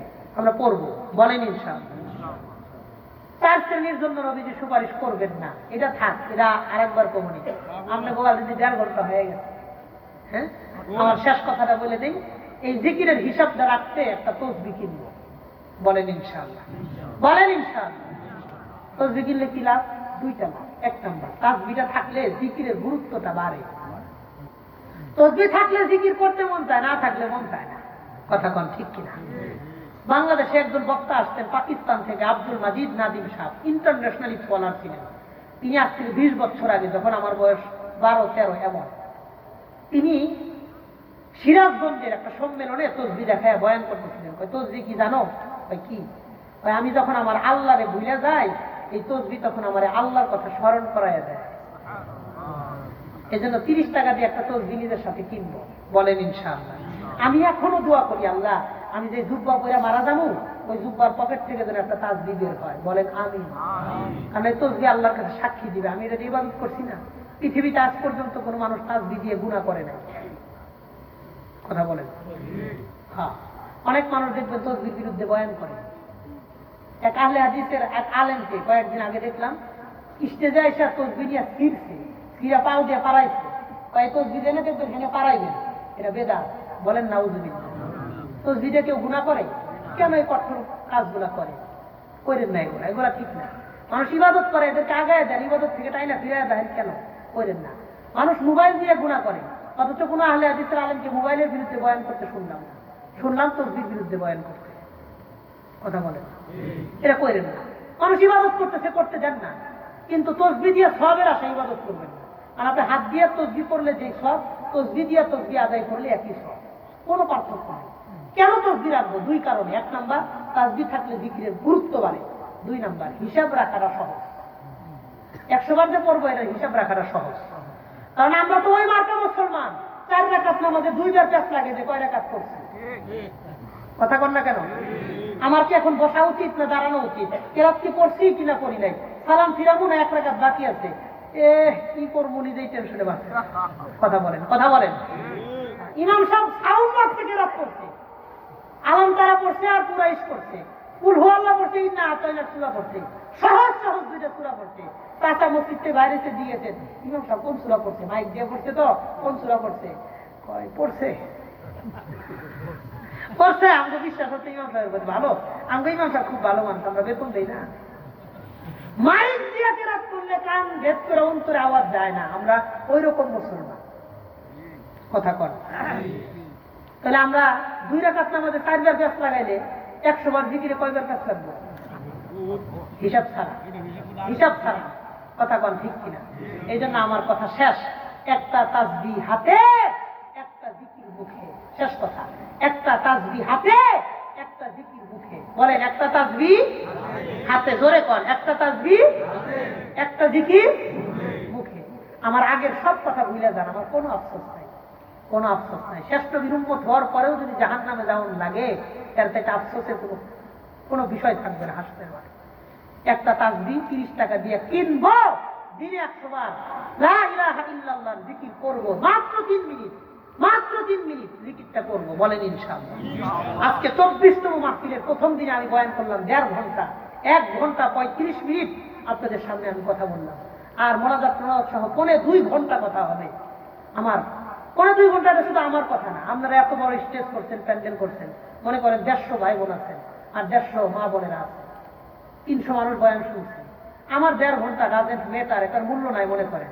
আপনারা 150, 300 মানুষের 1.5 ঘন্টা করে সময়, 450 ঘন্টা, 500 ঘন্টা সময়, 500 ঘন্টা সময় নিয়ে মাত্র দিন রাতে 24 ঘন্টা হয়। 500 ঘন্টা হিসাব করতে গেলে 1 সপ্তাহের উপরে সময় লাগবে, কথা বলেন। হ্যাঁ, 1.5-2 সপ্তাহ সময় আপনারা আমার কাছে দিচ্ছেন, এটা আমানত। আমি স্টেজে বসার পরে 1.5 ঘন্টা বয়ান করছি, বলেন তো একটা কথা কোরআন আর হাদিসের বাহিরে গিয়ে কোনো কথা বলছি না? কোরআন আর হাদিসের বাহিরে আমি কথা বলি না। আরো 2 ঘন্টা বয়ান করলেও মানুষ মনোযোগ দিয়ে শোনে, আলহামদুলিল্লাহ। আমি যেটা মনে করি, এখানে গজল কয়, আজান দেয়, এই করে এই করে, এগুলো আমার পছন্দ না। আপনাদের এই 500 ঘন্টা সময় তো আমার কাছে আমানত। আমি যদি এখানে কেচ্ছা কই, কাহিনী কই, ঘটনা কই, আজান দেয়, গজল কই, আমানতের খেয়ানত হবে। আল্লাহর কাছে যে খেয়ানতের জবাব দিতে হবে, কথা বলেন। এই জন্য আমার সব কথা ভুলে গেলেও এই 2টা কথা ভুলবেন না, একটা তাসবিহ হাতে, একটা জিকির মুখে, বলেন ইনশাআল্লাহ। কোনদিন যদি এলাকার আশেপাশে আমি কোথাও আসি, ওই দিন তাসবিহটা নিয়ে মোসাফা করবেন। হুজুর, ওই যে রামপুর 24তম মাহফিলের প্রথম দিনে রাত 12টা বাজে একটা আমল দিয়েছিলেন, দিনে 100 বার লা ইলাহা ইল্লাল্লাহ, দিনে হোক রাতে হোক 100 বার, আর একটা তাসবিহর কথা বলছিলেন। হুজুর, কিনছি, নিজের সাথে রাখি, আমল করি, ইচ্ছা করে কোনোদিন ছাড়ি না। আপনি আমার জন্য দোয়া করেন। এই কথা বললে আপনার আমলের সাক্ষী আমারে বানাইবেন, আমি আপনার আমলের সাক্ষী হব, আপনাকে আমার আমলের সাক্ষী বানাবো। একজন যেন আর একজনের হাসরের মাঠে একটু কাজে লাগে ইনশাআল্লাহ। রাজি আছেন ইনশাআল্লাহ? রাজি আছেন ইনশাআল্লাহ? 15 জন ভাই বেরাদার যদি তাসবিহ কেনেন, 15 জন মা বোন যদি তাসবিহ কেনেন, জিকিরটা ধরেন, এই 15 30 জন মানুষ যদি তাসবিহওয়ালা জিকিরওয়ালা হয়, আমি মনে করবো এই 24তম মাহফিলের প্রথম দিনের মাহফিল সফল একটা মাহফিল হয়েছে ইনশাআল্লাহ। 30টা বয়ান শুনছেন, বক্তা কি কইছে আমার মনে নাই, আমি কি শুনছি আমার জানা নাই। এখন 1000 মাহফিল শুনলেও কোনো লাভ নাই। 2টা মাহফিল শুনেন, 2টা আমল নেন, 2টা 4টা আমল সারা বছর করেন। প্রত্যেকটা মাহফিল থেকে যদি 2টা আমল নিয়ে বাড়ি যাইতে পারেন, আমি মনে করি 2-4 বছরে এলাকার প্রত্যেকটা পরিবারের অবস্থা পরিবর্তন হয়ে যাবে ইনশাআল্লাহ। যে কথাগুলো বলেছি আল্লাহ তাআলা যেন প্রত্যেকটি ভালো আর আমলি কথার উপরে, বিশেষ করে নবীজিকে পাইছি, নবীজির উপর বেশি বেশি দরুদ পড়া, খত্মে নবুয়তের উপর আকীদা রাখা, আমার নবী শ্রেষ্ঠ নবী, আমার নবী শেষ নবী, আমার পরে কোনো নবী হবে না, নবী আসবে না এটা না, নবী হবে না, নবী হওয়া সম্ভব নয়। নবী নিজেকে শেষ নবী ঘোষণা করে গেছেন, বলেছেন আমার পরে কেউ নবী হইলে ওমর হইতো, ওমর হয় নাই আর কেউ হবেও না। ইমান বিধ্বংসী কাদিয়ানি ফিতনা যেন আমাদের ইমানকে নিয়ে সিরিমিনি খেলতে না পারে। আমরা আখিরি নবীর উম্মত হিসেবে গর্বিত এবং সৌভাগ্যবান, নবীর সুপারিশ করা সৌভাগ্যবান 4 ক্যাটাগরির মধ্যে যেন যে কোনো একটার ভিতরে আমরা অন্তর্ভুক্ত হয়ে যেতে পারি, সেইভাবে দুনিয়ার জীবন আল্লাহ আমাদের কাটানোর তৌফিক দান করেন, বলেন আমিন। হাযা ওয়া আখিরু দাওয়ানা আনিল হামদুলিল্লাহি রাব্বিল আলামিন।